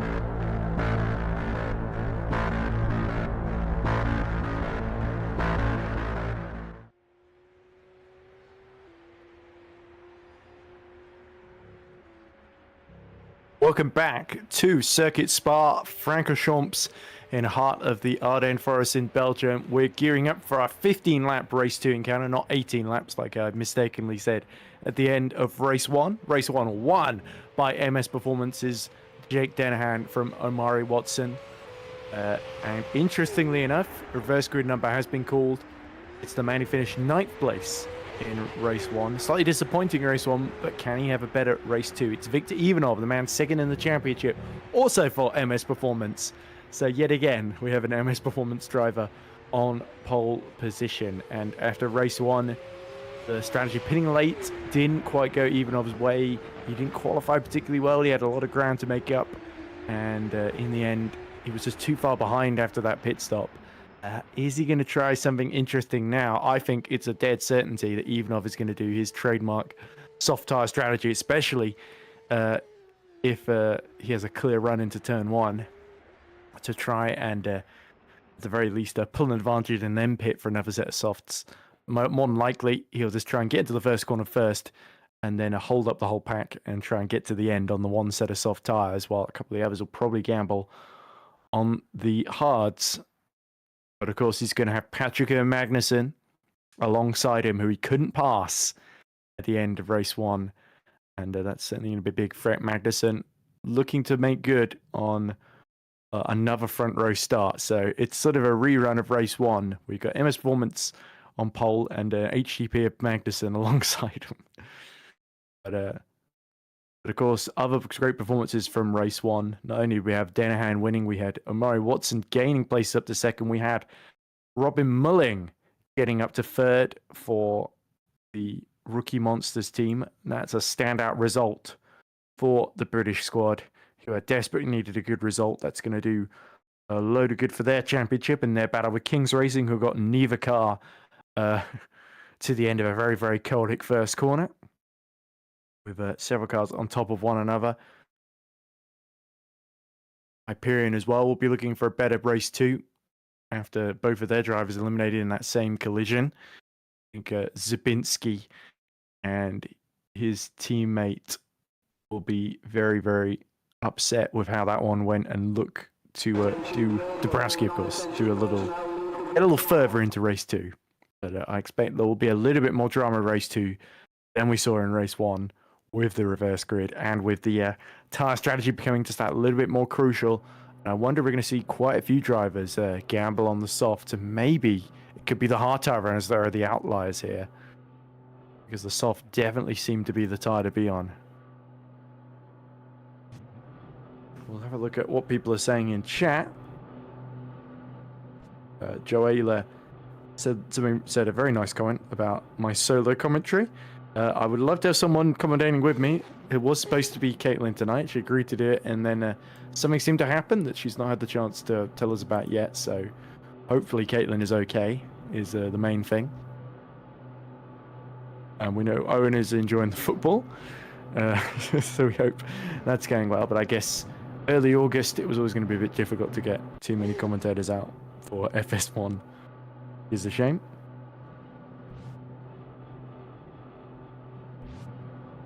The long hold, we did get kicked out of the server before at the very end of Race 1. So hopefully that doesn't bode a bad omen for Race 2. As there we go, Ivanov is already on his formation lap then. So that gives us the perfect opportunity to go through the grid. So it's Ivanov. We'll start from reverse grid pole position from Patrick Magnussen alongside him. Frank Hamming will start third for HTP with Federico Russo completing row 2. Row 3, it's championship leader Mike Quint in 5th, ahead of Robin Mulling. Omari Watson will be 7th, just ahead of race 1 winner Jake Dennehan. Harry Smith will be 9th, ahead of Luke Mitchell, those two just missing out a reverse grid draw. Then it's Oliver Tarras in 11th, with Mirko Licini starting 12th. Giuseppe Saracino will start 13th, with Menno Klomp behind him. Patrick Rozak will be 15th, with Liam Sweetman 16th. Justin van der Smissen will start 17th, with David de Vries 18th. Davide Capruzzi will be 19th for Griffon, ahead of Owen Kilhausvik. 21st will be Dan Fine in the KKR, ahead of Pavel Andrzejewski. Daniel Scott will be 23rd for Rookie Monsters, with Jonas Abler starting 24th for Pixel 8. Massimiliano Riboli in the second Pixel 8 will be 25th, ahead of Mateusz Zabinski for Hyperion. And Scott Mitchell-Malm and Matthias Dabrowski will make up the final row of the grid. Looks like we've lost 2 cars from race 1. One of them, unfortunately, being Luca Filin in the KKR, who would otherwise have started quite high up. So that's a big, big shame for the Swede, as we're now joined by Lorenzo Iterovic in the commentary box. So I believe he's volunteered to co-commentate, Lorenzo. So you come just in time, even of starting from reverse group pole. Yeah, well, thank you for welcoming me in. I was in a bit of a rush to get here on time. Thankfully, I did make it on time. Unfortunately, I did miss race 1, so I'm not quite sure what did happen. Jake Dennehan won, is what happened from Watson and Mulling. And now Ivanov didn't qualify particularly well. He's lost ground to Mike Quint in the championship in race 1. He's got a perfect opportunity, having got the reverse grid draw from 9th, to sprint away here. But it looks, if the timing screens don't need to go by, that Ivanov is starting the race on the harder compound of tyres compared to some of those around him then. So that is interesting. He's not risking it at the start here, but Magnussen could be going for the softs here. Yeah, I feel like Ivanov might be going for a longer stint here, but is it worth the risk? He knows that he has a good chance to lower the gap to Mike Quint now in the championship, but is that a risk that's worth taking? It's 40 points, that gap in the championship. And don't forget as well, MS Performance battling away with HGP for 3rd, and Netrex fighting Multiforce for the championship lead as well, although Netrex did extend that championship lead in race 1. So it's looking good for the boys in white and bright green at the moment. But here's Mike Quint, points leader in 5th on the grid. You can see Russo and the 2 HGPs ahead, and then Ivanov at the summit. Then that's the man who's got to limit the damage here in race 2 to keep the gap over 40 points. We see Van der Smith and David de Vries at the end of the pit lane for VMS Sunnids, but the light's about to go off here at Spa-Francorchamps, and race 2 is underway, and Magnussen bogs down yet again, just like he did in race 1, and this allows Russo to get involved, as well as Frank Hamming battling away for 2nd. Ivanov has cleared off in the race lead, and Mike Quint now gets alongside Patrick Magnussen as they go downhill, and has to lift off and let Magnussen through into 4th position then. So it's Ivanov, Russo, Hamming, Magnussen, Quint, Mulling, Watson, Dennehan and Mitchell fighting over 8th. Then Harry Smith rounds out the top 10. Yeah, and there's a massive train already. Top 5 are very, very close together, and we might be seeing a move here for P3. No, yes, maybe. Yes, the 2 HGP swap there. So Magnussen goes round the outside of Hamming at Lecom. Brave move there, and Hamming was understandably quite cooperative, as Dennehan is being bullied around. He's become a bit of a target after his win in race 1, hasn't he? The reigning Super League champion, going side by side with Mirko Licini, and coming out on top for Bruxelles and into no-name corner there. So Dennehan just holding on to 9th, but Luke Mitchell, the reigning FS2 champion, so opposite ends of the GPV scale, FS2 and Super League, as Mitchell goes wide, and this gives an opportunity for Dennehan to reassert himself as they go downhill towards Fanier. He's going to try and go around the outside. That's brave from Dennehan, and he pulls it off, just enough room given. Superb racing between these two. Well, that's a lovely move by Dennehan there, and that's... I don't know. I'm sorry, I'm really tired, so I might be a bit short on the words. Oh! And that's Saracino spinning around out of 13th position there, I think. Oh, and he's collected one of the Rookie Monsters cars. That's Daniel Scott in trouble as well. So big collision further back, as Tarras is all over the back of Harry Smith in the fight for 11th then, and Magnussen now squabbling over Russo. So Russo and Magnussen both on the soft tyres, but Ivanov escaping on the hards in the lead then. So this has gone perfectly for him so far. Yeah.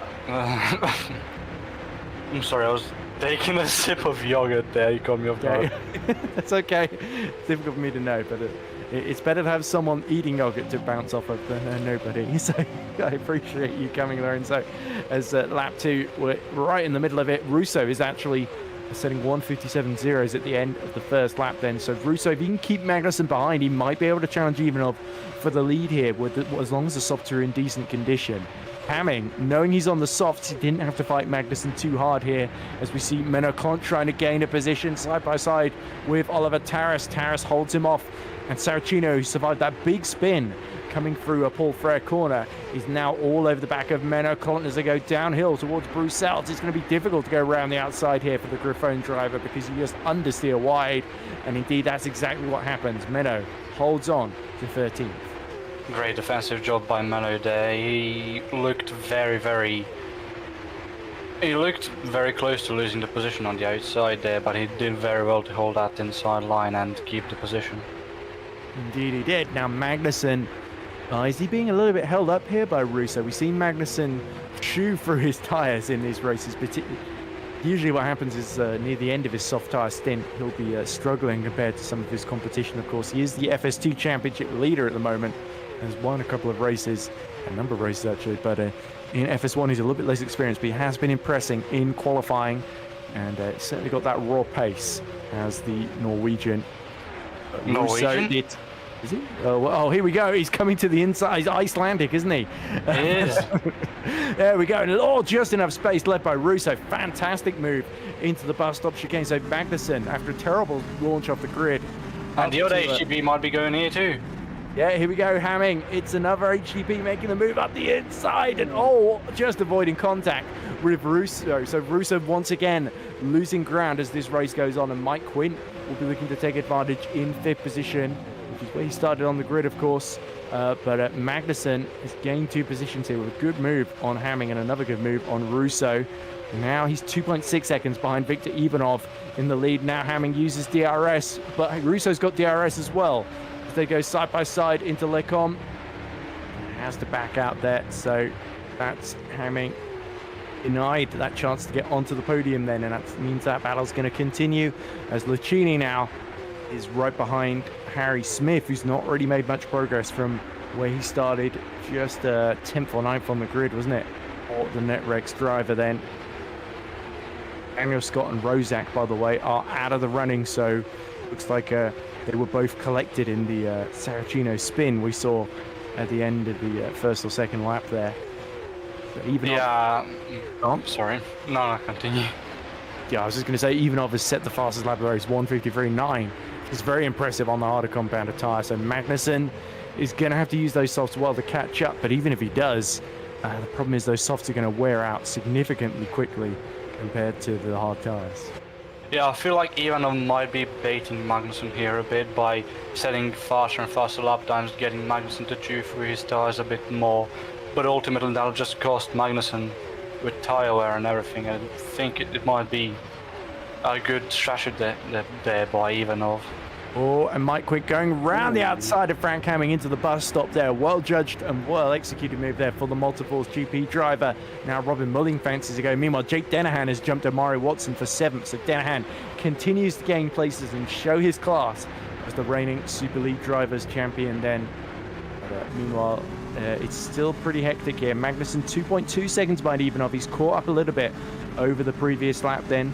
Russo still holding off Quint, and then it's this train between Quint, Hamming, Mulling, Dennehan, Watson, Mitchell, Smith, Lucchini, and Taras, all within less than about half a second of each other. Then here they come down the straight. Hamming is still side by side with Mike Quint trying to fight back there, but Quint has just enough straight line speed to hold on into Lecom, and now it's Robin Mulling that is the big threat here after getting Rookie Monster's first podium of the season in race 1. He wants another top 5 here, and Frank Hamming is in his way.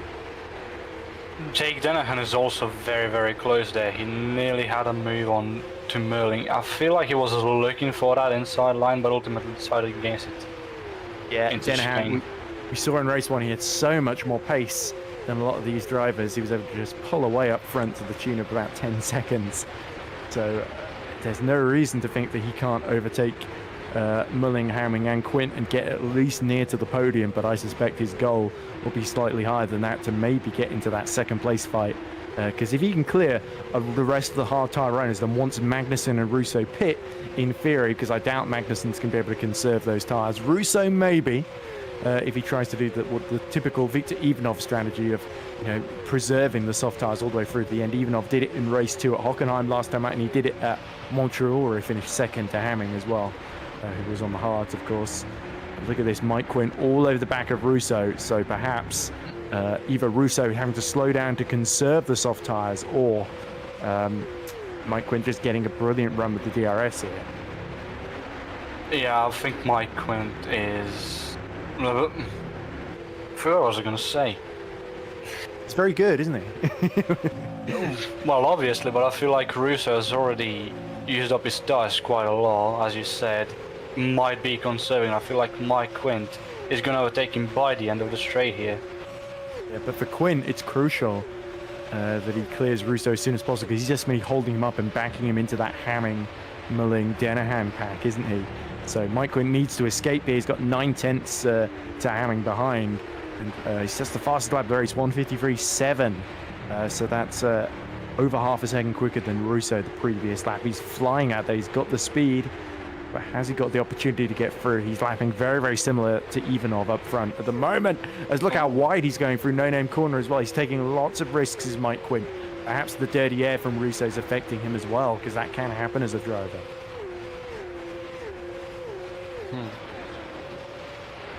So, lap 5 of 15, only 10 more laps to go. Of course, they will go quite quickly, as they tend to do here. Looking a bit lower down the field, Menoclont still holding on to the final points paying position in 15th, with Andrzejewski just 6/10 ahead of him. He's 2 seconds ahead of Jonas Appler in the Pixel 8. Then it's Liam Sweetman for 100-1. So Sweetman is having his first races in FS1. It's been just outside the points in both races, so very, very good for the Ben Constantine's new 100-1 team, who have so far only had their own Kohalsvik scoring all their points this season. So great to see another driver stepping up to the plate. So we're about to see a replay of something that's happened here. Oh, and it's Kohalsvik, who I was just talking about, so he must have hit trouble earlier in the lap, because he's lost his front wing before no-name corner there, speaker's corner I should say, and the 100-1 is just understeering through Pujon. So he's had to go into the pits for a new front wing, surely. And Rozak had to retire from the race. He was our first retirement, and clearly there was a collision that preempted that. Oh, just throwing in the marshals there. And this is Daniel Scott. So we're about to see Saracino spin in front of him, and what does Scott do? Yeah, there we go. Oh, he just gets tapped and into the wall. Big hit. Several 360-degree spins, so that was so unlucky for Daniel Scott. Wrong place, wrong time, coming out of Paul Frere corner. It was Capruzzi, sorry, that spun, not Saracino. Yeah, there was not much space there for him, unfortunately. Oh, and he just reversed into his path as well. The problem is Capruzzi, he sort of couldn't stop in time, could he, once the car had sort of, the rear had stepped out there? No, not really. He just sort of lost control of the car fully. He couldn't even stop the car. He just had a mind of its own, really. So the order very much as it was when we left you, although Mike Quint still ahead of Federico Russo for third, crucially. So I think there's been a move there. But Ivanov leading Patrick Magnussen by 3 seconds now. Robin Milling still in 5th, with Frank Hamming 6th, Denahan 7th, for Amari Watson 8th, and Luke Mitchell 9th, for Harry Smith rounding out the top 10 from Lucchini and Taras and Saracino. So the pack all close together. Denahan is sizing up Frank Hamming, who's sort of been going backwards in this race from third on the grid, hasn't he? And Denahan looking extremely menacing in the rearview mirrors, as we see a yellow in the middle sector. So something has happened a bit further back of the pack. But doesn't look to be anything too serious. It must be outside the points paying positions then. Looks like David De Vries, I think, may have hit trouble. Kohalsvik may have retired from the race as well. So that's a big shame for Owen Kohalsvik.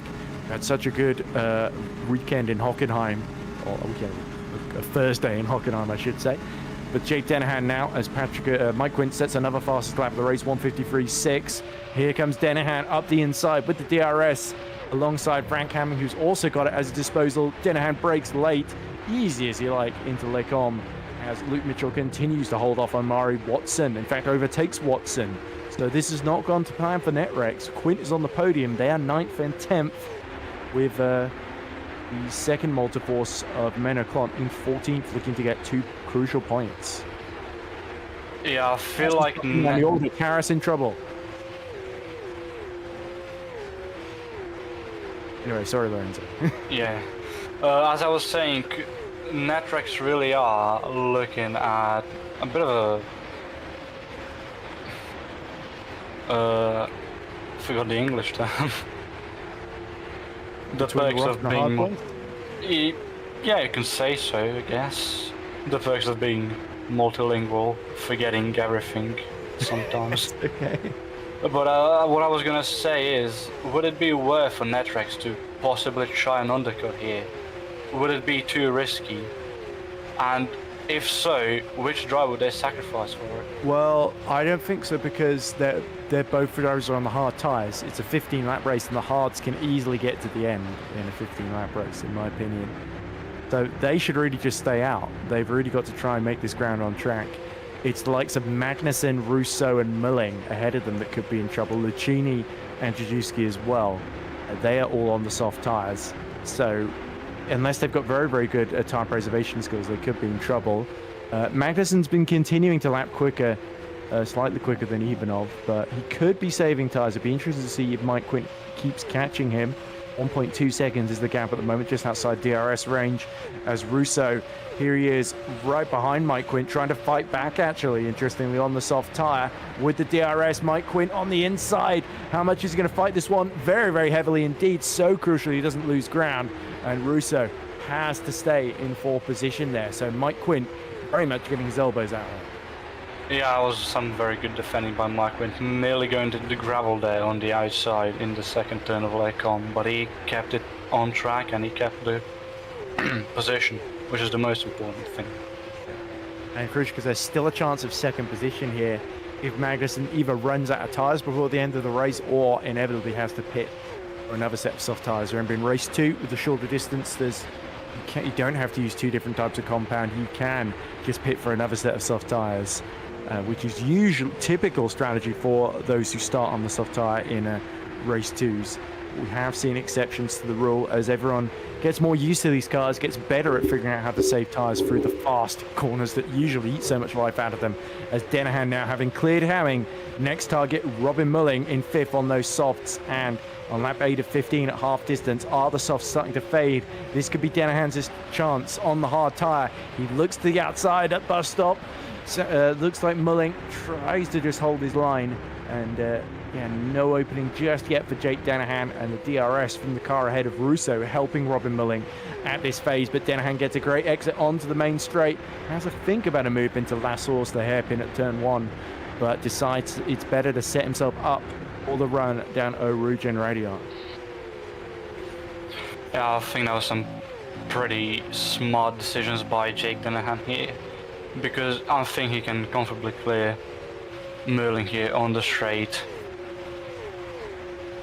Here we go, DRS open, Mulling tries to defend the middle of the road. Squeeze, big squeeze. Just a car length for Dennehan, pulls back to the racing line. Dennehan slots through and says it'll take more than that to stop me, because I'm the reigning Super League champion, with all due respect to Robin Mulling, the rookie for Rookie Monsters this season, who's nonetheless had an excellent pair of races so far. As we see another move a bit further down the pack between, I think that was a Sacchino just getting past Lucchini for 11th. Here's Luke Mitchell just outside the top 7. He's going to be next to challenge Frank Hamming. He's just really struggling. He's not really gotten to grips on the hard tyres like he did in race 1. So something's gone a little bit wrong since the start of this race, I feel, because Magnussen, Quint, Russo, Dennehan, Mulling, they all just picked him off. Magnussen, by the way, 1.8 seconds ahead of Mike Quint at the moment, and 2.9 behind Ivanov. So Magnussen looking good for what would be his first podium. A historic result for the Icelandic driver, not Norwegian, as I mistakenly said earlier. I must have been thinking of Magnus Oggenau, who is the Norwegian FST. The flags are similar enough, if that's any consolation. It's a little inverted colours, yeah. But here's Owen Kilhausvik. This is how he retired. So after he lost his front wing, he put on a new hot, and he lost it at Pujon. Amazing drift, but unfortunately not quite able to save it. And Owen, clearly a little bit put out by a difficult race 2, decided to call the day after that. And here's Taras. This is what happened to him. He was just in front of Saracino and behind Harry Smith. And there we go. The rear loops around behind Vicini actually. And he's just facing the wrong way. So a little bit of inexperience in FS1 this season, coming back to bite Oliver Taras after a somewhat strong race 1 in 12th position. And now Jake Dennehan. He's coming for Russo immediately. So if I was Mike Quint, I would be very worried about the pace of Jake Dennehan here. He is flying and picking them off one by one. And here comes another one. He's going to try and drag Robin Milling with him with the DRS into Lake Omid at the end of the Kemmel Straight here. Russo has to move aside. Cheeky from the rookie monsters of Robin Milling to follow Dennehan through. And they tangle at Lake Omid. They're both around. There's another one. Goes Frank Hamming as well. And that's disaster there, Lorenzo.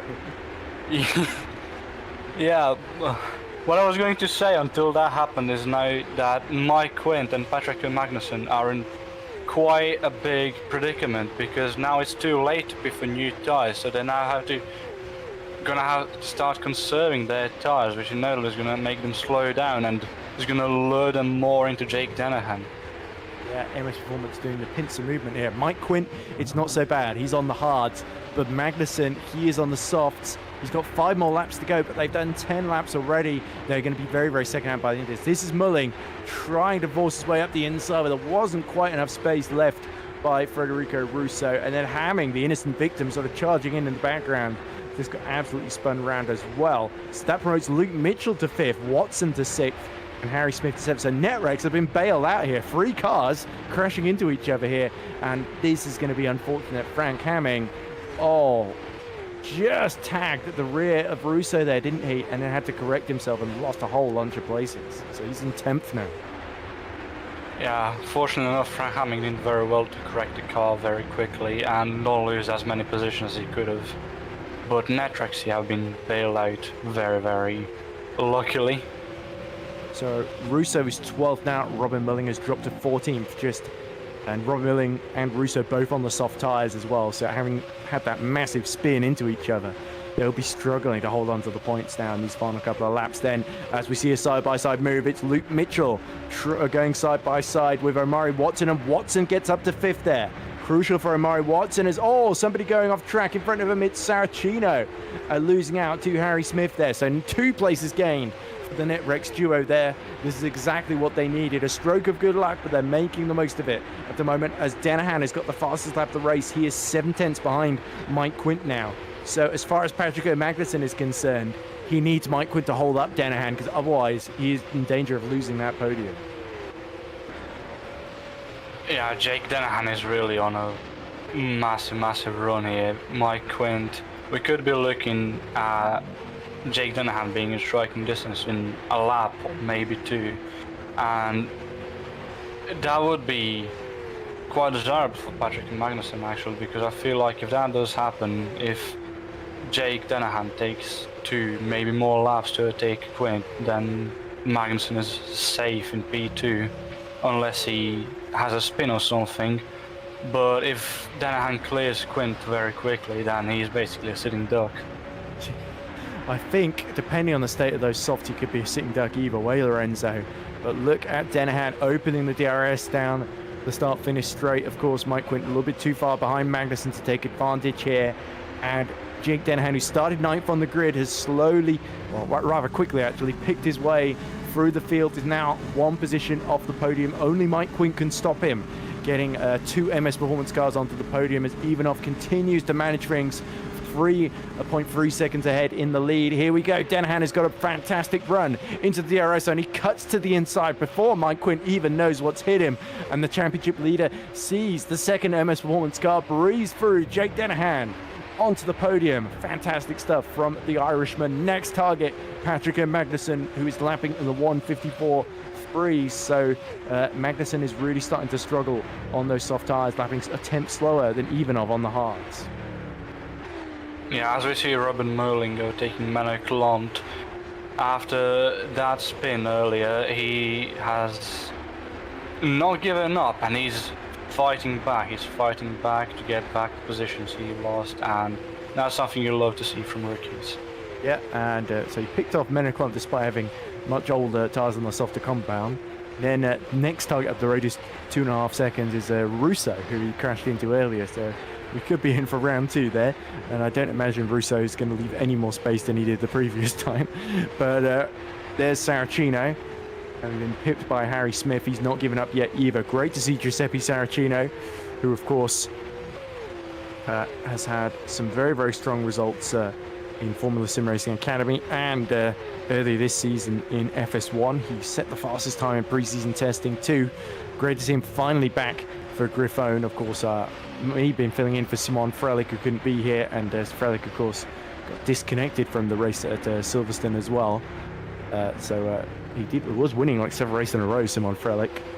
As we see, was that a little duel in the background between, that looked like... Hamming and Andrzejewski? Yeah, Andrzejewski, yes, in the Parallax Volpino. So Hamming just holding on to 10th then after his spin. And then it's, of course, Russo, Mulling, and Menno Klont still 6/10 behind Mulling. So Menno might have a chance of getting back into 13th if Mulling has destroyed his tyres too much. Denahan sets another fast lap of the race, 1:53.461 to lower the bar yet further. He's 1.4 seconds behind Magnussen as Saracino uses the DRS to get revenge on Harry Smith as Andrzejewski finally clears Frank Hamming for 10th there. So this is much better for the Parallax Volpino driver. Andrzejewski, who of course just missed out on the podium in race 2 at Silverstone, is now really fighting his way through into the top 10 here. Mike Quint, though, keeping a watching brief on Denahan and Magnussen, because if Denahan can breeze past Magnussen, then Mike Quint might be able to pick him up as well. But they're running out of laps here. Magnussen has done a very, very good job so far. The only person to stay within about 3 seconds of Victor Ivanov, but he's being caught here and being caught by a considerable margin by Denahan, who's just absolutely flying on those hard tyres. The softs are running out of grip here. Yeah, I don't think Magnussen can do anything here against Denahan. I think Denahan's got This is what happened to Taras and Fine. Both of them crashing into each other at Pujon there. And Fine tries to keep going with a missing rear left tire wheel. So here we go. Dan Fine is right behind Taras after Taras had that spin earlier. And there we go. So Oliver Taras just looped it round and unfortunately collected Dan Fine as he tried to go off track to avoid him there.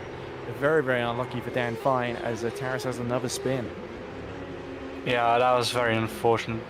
Finn he tried his best to avoid, but unfortunately Taras was just right in his path, and luckily enough he had enough free space to move out the way before anyone else got collected in that.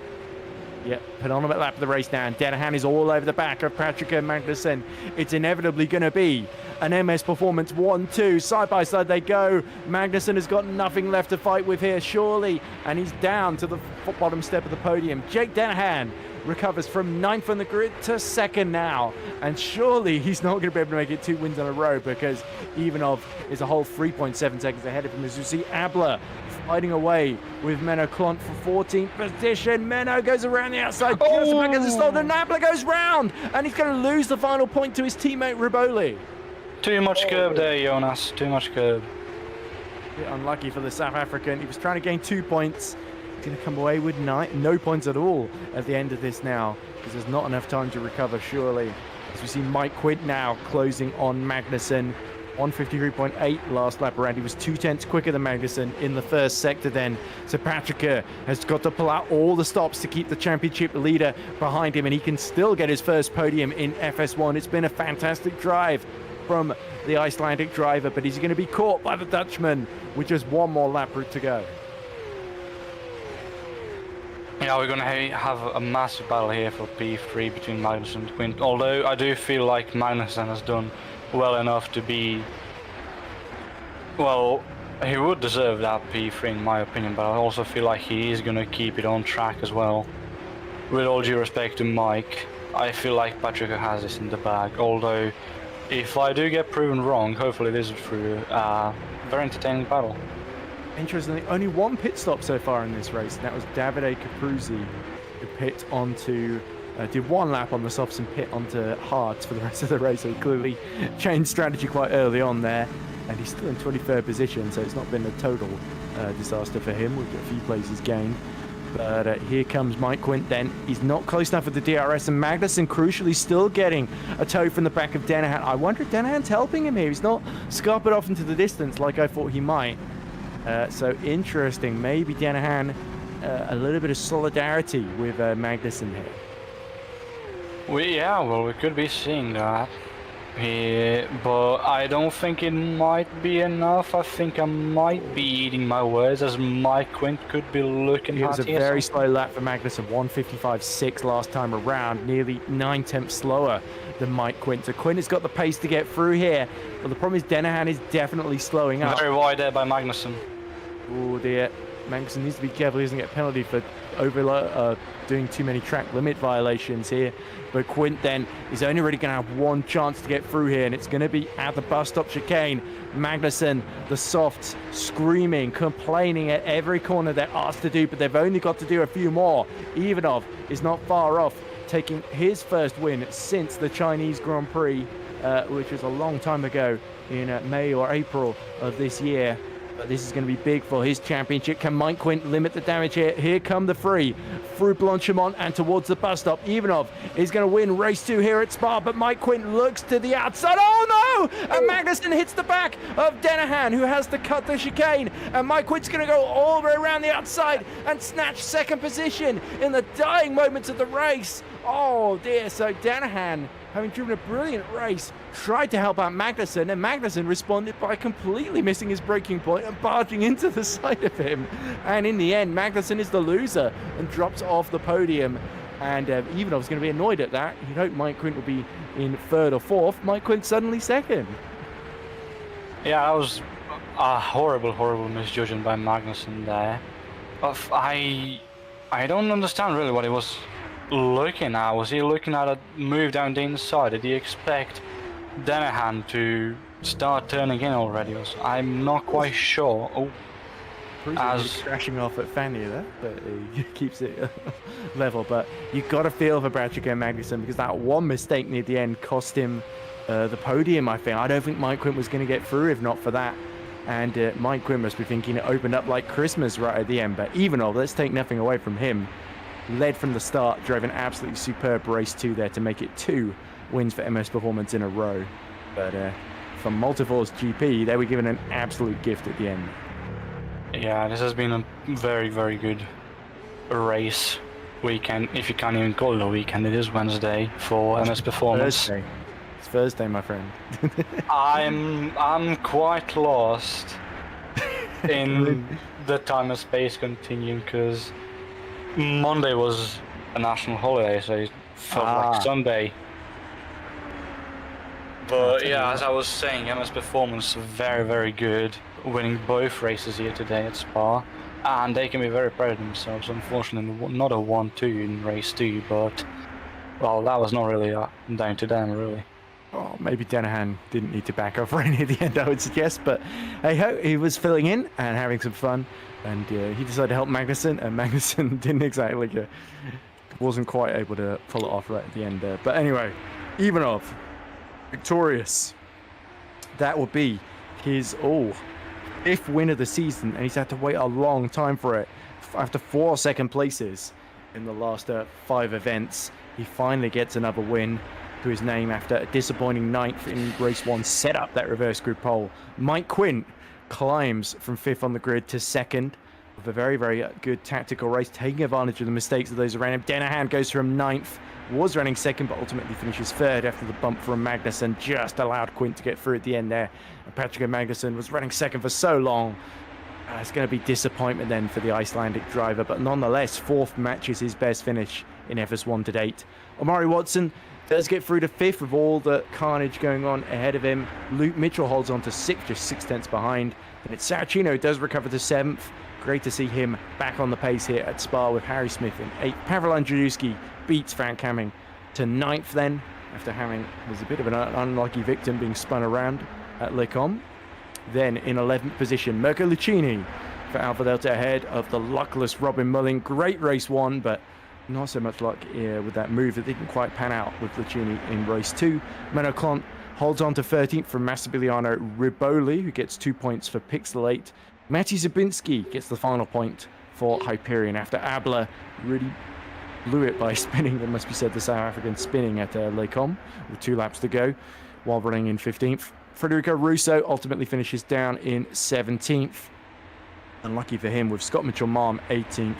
Mattis Dabrowski 19th and Liam Sweetman finishing 20th for 100 to 1. So no points for 100 to 1 on this occasion. VMS Sunnet, it's great to see them back in the championship in 21st and 22nd. Slightly better than race 1, or actually slightly worse than race 1. But certainly they can build on this and get back into the points next time out at the Italian Grand Prix at Monza. Davide Capruzzi, Italian, is our final finisher in 23rd. Then it's Dan Fine and Taras, who crashed into each other at Pujon. Sadly, a messy race 2 for Oliver Taras, it must be said. Onkel Hausvik, unlucky for him, he also doesn't make it to the flag. And then Daniel Scott and Patrick Rozak crashed out on the opening lap, with Scott being especially unlucky, hitting the back of Capruzzi. Yeah, we have to feel for Scott. As I see the MS performances there. Into the wrong garage there. Yeah. Could we be seeing some foreshadowing for next season? I don't think so. I find it extremely unlikely, Lorenzo. But anyway, a very short and hectic race 2, and we have hopefully got a few drivers that will populate the interview room before too long. But the winners, both from members' performance, is Jake Dennehan in race 1, Ivanov in race 2. With you have to say, I think Networks actually really were the overall limiting that damage in the team's championship. They did well, but in terms of the most points there over both races, MS Performance knocked it out of the park and have very much pulled ahead of HGP in 3rd in the team's table. Yeah, as I said earlier, MS Performance can be very proud of themselves for this Thursday. Yeah, it's Thursday. Winning both races, double podium in race 2 as well, especially bring a lot of points to the table. And yeah, if they can keep this up in Monza as well and further on down the season. Yeah, not long to go then. Only 4 races, isn't it? 1, 2, 3, 4, 5. 5 events, so that'd be 10 races in total then. Oh, close enough. But anyway, I know what you mean. But anyway, I think we've waited long enough. Shall we transition to the interview room, where we've got one driver waiting very, very patiently to talk to us, and it's the man, I believe, in the thumbnail. It's the Netherlands' very own Justin van der Smissen. So we're now joined by Justin van der Smissen from VMS Sun Edits Racing. Justin, great to see you back on the grid for the first time in a while. Unfortunately, bit of a disaster, well, not a disaster, but a very, very tricky one for VMS, with you and David de Vries sort of just making your way through from the back, but not quite able to do better than 18th and 19th in race 1, and then 21st and 22nd in race 2. Did the car just not have the pace with the setup that you had on it?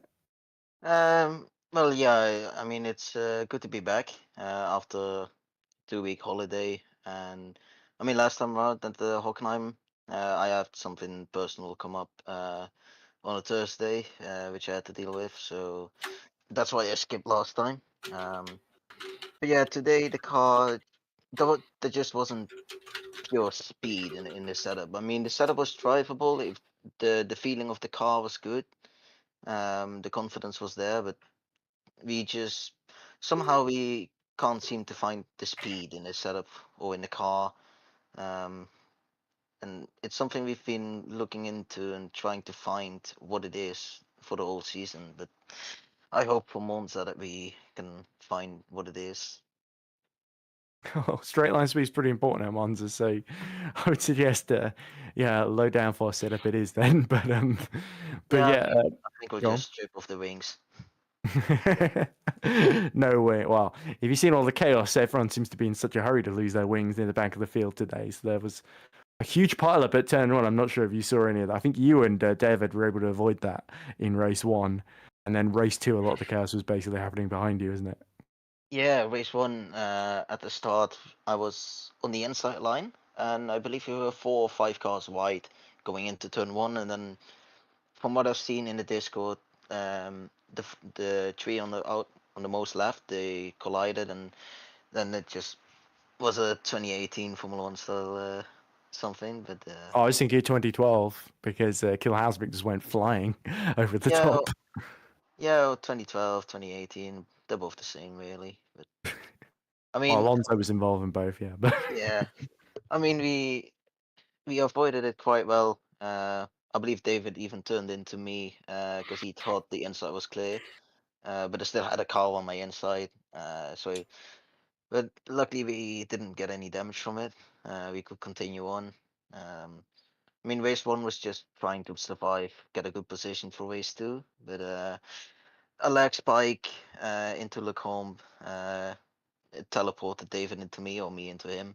So we both had to start from the pit lane, which was a shame. But yeah, that explains that then. So that's yeah. very Otherwise, it would have been 17 and 18 on the starting grid. But yeah, happens. well, you can't have all the luck sometimes, can you? And obviously, while you were away, Justin, 100-1 scored a whole bunch of points. They now lead you in the battle for 14th in the teams championship by 9 points. Do you think you can get your own back on those upstarts, those rookies, Ben Constantine's team, or do you think it's going to be very, very difficult to recover that gap, given how hard it is to score points? Well, I think with the current field and the current competition, it is really close. And I think we've seen it in the past few races that almost the whole field is within a second or two from each other, and the level of competitive here is just really big, and everyone is fighting so hard for the points. And I wouldn't say it's too hard. I mean, it's definitely possible to get the points, but I mean, for us, we just need to find out what it is that gives us more speed in terms of the setup, because at the moment we are more building them towards the feeling and the confidence in the car, and we are not really building them to be fast, because um, we don't know what will give us the speed, because we've tried a lot of different things and the different versions of setups, but nothing really seems to work for us. So yeah. Well, I can give you Remco's number if you need a few pointers, maybe, but I I, anyway. I talk a lot more to Ramco than you think. Okay, right. I've seen because you're both Dutchmen, you would know each other because everyone in Holland seems to know each other. But anyway, so final question: you've got Monza, Baku, Marina Bay, Singapore. I think Circuit of the Americas and Interlagos, the final 5 tracks that you've got to visit this season. Any of them you're feeling confident about? Um, well, I think um, Monza would probably give a nice flashback. Because I was recently looking through my old YouTube channel, and I had a stream of myself practicing for the academy race. I think in 2020, and it just gives like a little nostalgic feeling. And I think definitely Singapore is one I'm really looking forward to. Always enjoyed the track. So far, always had pretty good races. I believe it was also my first race I had to do in Super League, which I also managed to finish, which was the main goal for that round. So a lot of good memories for Singapore. So I think that's the one I'm most looking forward to. Yeah, and with Baku in Singapore, could be a lot of chaos that I'm sure VMS Senates will be very keen to steer clear of, take advantage of, and use it to score points, claw back that gap to 100-1 in the team's table. But anyway, Justin, thanks for talking to us. Wish you best of luck for the rest of the season, and we hope you have a good evening. Yeah, thank you guys. Right then, so as we let Justin van der Smissen depart the commentary box, we've got Ern Kilhausvik and Pavel Andrzejewski. Shall we talk to the man who had a bit of a wild ride today, Owen Kilhausvik? So we're joined now by 100 to 1's Owen Kilhausvik. Owen, after a very good round at Hockenheim, I'm sure this is not the round you would have hoped to have. Race 1, the first corner, you unexpectedly find yourself launched into the air on top of 4 different cars. And somehow you survive. You do actually get to the end in 21st, which fair enough. Fair play for continuing after that one, because that was a pretty horrible looking crash. Could you talk us through what happened? Yeah, no, it's crazy. I was gonna go forwards and I went up. I just blew up in the beginning of that race, and I kind of understood yeah, this is a practice session now for me. So I just put on the hards and see how fast I could go with them, and kind of how good they were and how much I could push them. Because leading up to the race, there was a big panic on on our team when concerning setups. So every time we practiced or whatever, did testing, it wasn't doing race simulation and doing a lot of tire wear. How many laps can we do? It was how fast can we make this car go forwards? How can we get that top speed up without ruining the tires every lap? And it was so many hard decisions to make when it came to that setup. But I learned a lot, at least. So that's the thing coming out of this day. But no point. I was actually gonna try to get my qualifying pace up into this coming into this race. That was the idea. But the setup panic took over, and I think we did make a pretty good car. Liam, his first FS1 race, first race in the career ladder. He did pretty good. He survived. That was his goal, and got 20th and whatever it was in race 1. I think it was 17. And probably. I don't know. But yeah, Liam is a good friend of mine, and I'm happy that he got to do a race with me for our team. And yeah. Oh, that's really good to hear, Owen, because obviously it's nice to have a teammate that you know really well and can work well with and can trust, even in a day where you've not had the luck go your way in pretty much either race. Liam can still sort of be there to pick up the piece. You can see roughly where you might have been had you been a little bit luckier, essentially. But yeah. And, it sounds like both you and VMS were struggling with setups, because VMS when we had Justin Van der Smissen in just now, he sounded like we were really struggling to get a setup that was a little quick at all. So you went for speed, they went for just a setup that actually worked. And they had a baseline where it wasn't going to spin out every corner, essentially. But yeah, obviously that's really the big fight in the championship, especially if Rookie Monster's getting the podium today. It's basically you and VMS Sunnet. It's fighting for 14th, isn't it? Any tracks coming up that you're looking forward to? Final 5 rounds of the season, of course. Monza, Baku, Singapore, Circuit of the Americas, and Interlagos, our last couple of rounds. Any of them do you think will be good hunting grounds for 100 to 1? So Singapore, I was actually in FS1 in 2021, if long ago, and I did well in Singapore. I remember I got a point, I believe. And I don't know, maybe I can do the same. That's all I can remember, kind of. And also, it's Interlagos, right? You said. That's why the Brazilian Grand Prix is usually held. Yeah. So I think I like that track, but I haven't really raced it that much on R Factor specifically. But I think maybe I could do something there. I don't know. But it's kind of like these tracks, I haven't done a lot. We just kind of have to go and see when we get there. Yeah.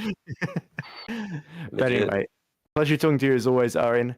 And we wish you best of luck in your championship hunt for a few more points to hold off that charge from VMS Sunnet. It's because we know Justin Van der Smissen desperately wants those points, and he's so experienced. It's only a matter of time before he's in the fight once more with you guys. So best of luck, and thanks for talking to us. Thank you. See ya. Right, one final driver has come to be interviewed in the interview room, and it is Parallax Volpino's Pavel Andrzejewski. So Pavel Andrzejewski joins us in the commentary box once more.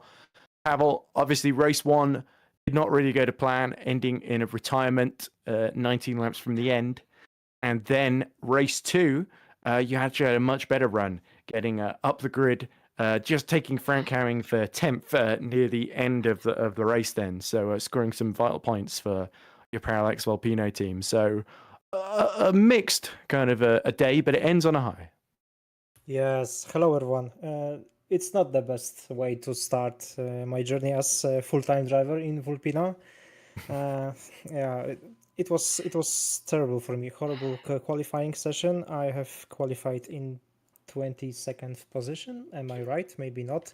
But You would have had a good view of the pile-up at the start, then. oh my God, I had this in my rear view mirror, so I was just praying not to get taken out by them. But I didn't get taken out in first turn, but by lap 3 I was out of the race. I've selected the hard tire to begin with. I had some slide into turn 1, I think on lap 2, and 1 lap later it was all over.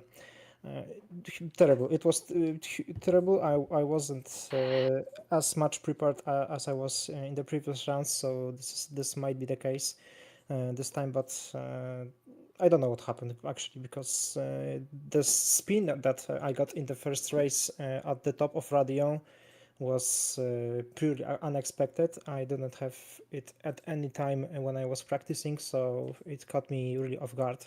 But fortunately, I'm ending this round on a high note, because the race 2 has delivered. I've selected, took the gamble to race on soft tires, and yeah, it paid off, because starting from 22nd, I finished in 9th, so that's really good. I think so. Yeah, of course. So you would have been, I think, the second highest finisher on the soft tires, with Magnussen being the only one, and he of course started on the front row. So that really puts into perspective the job you did then. Yeah, thank you.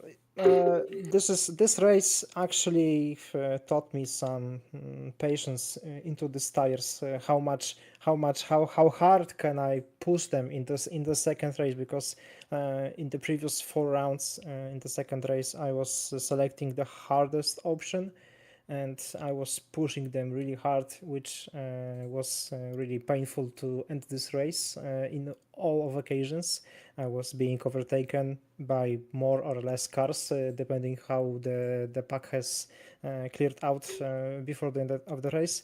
This time I was the hunter, and the other guys were the prey, so it was really enjoying and rewarding experience this time.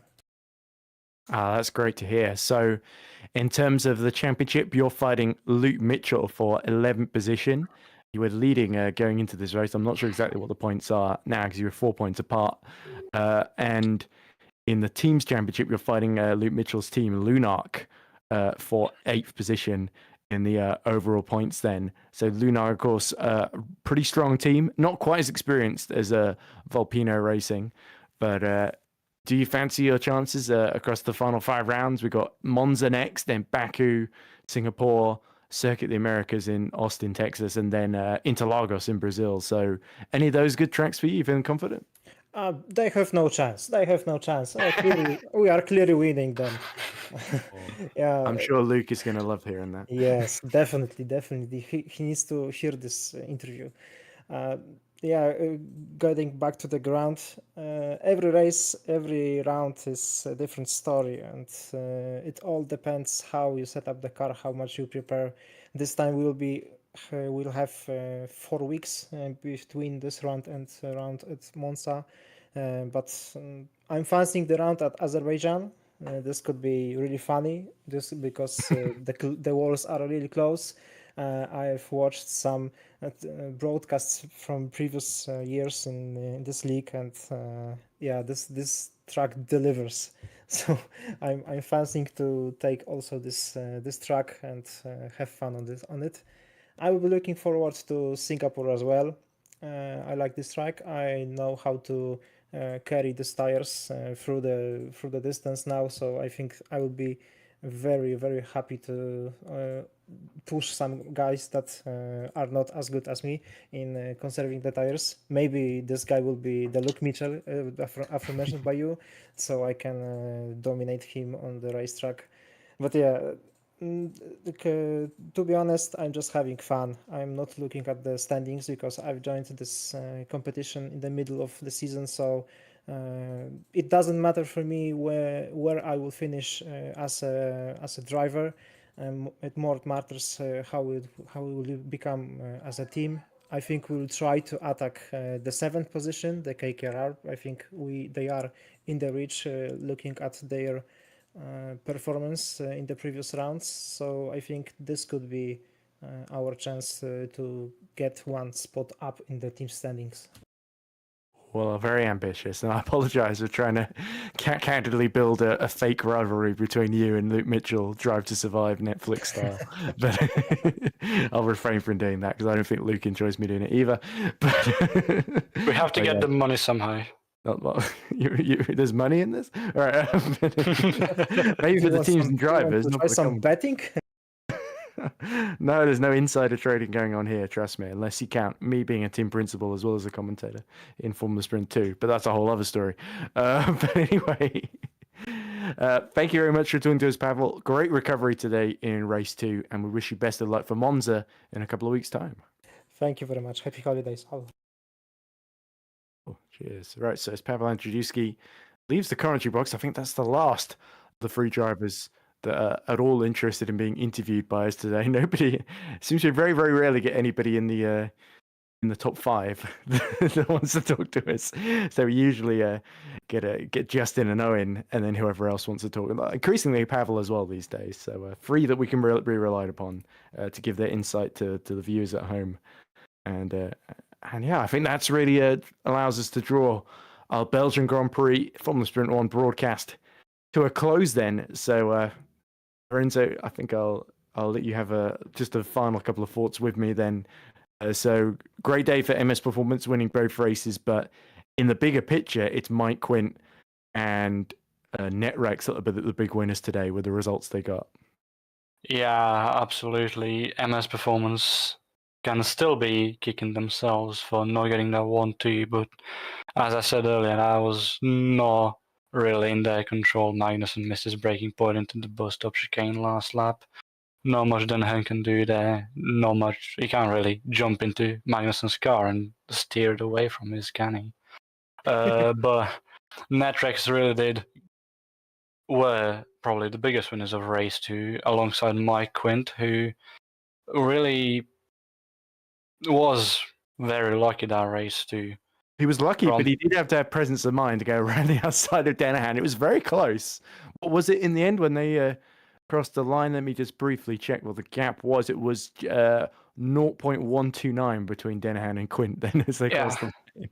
I think that was just about a car length between Dennehan and Quint there. But going from P4 to P2 in 2 corners definitely helped him close the gap down for the championship battle. Yeah, so it should be about 35 points then. So over the course of these 2 races, Mike Quint has lost 1 point to Viktor Ivanov because of that win in race 2, I think. So yeah, looking pretty good with 5 more rounds to go. But we will have to see if Ivanov can gain more ground, or if the likes of Watson and Hammond can continue to get good results in the final 5 rounds of the season, and if Netrex can hold on to that lead in the team's championship. But I've been Edward Hunter.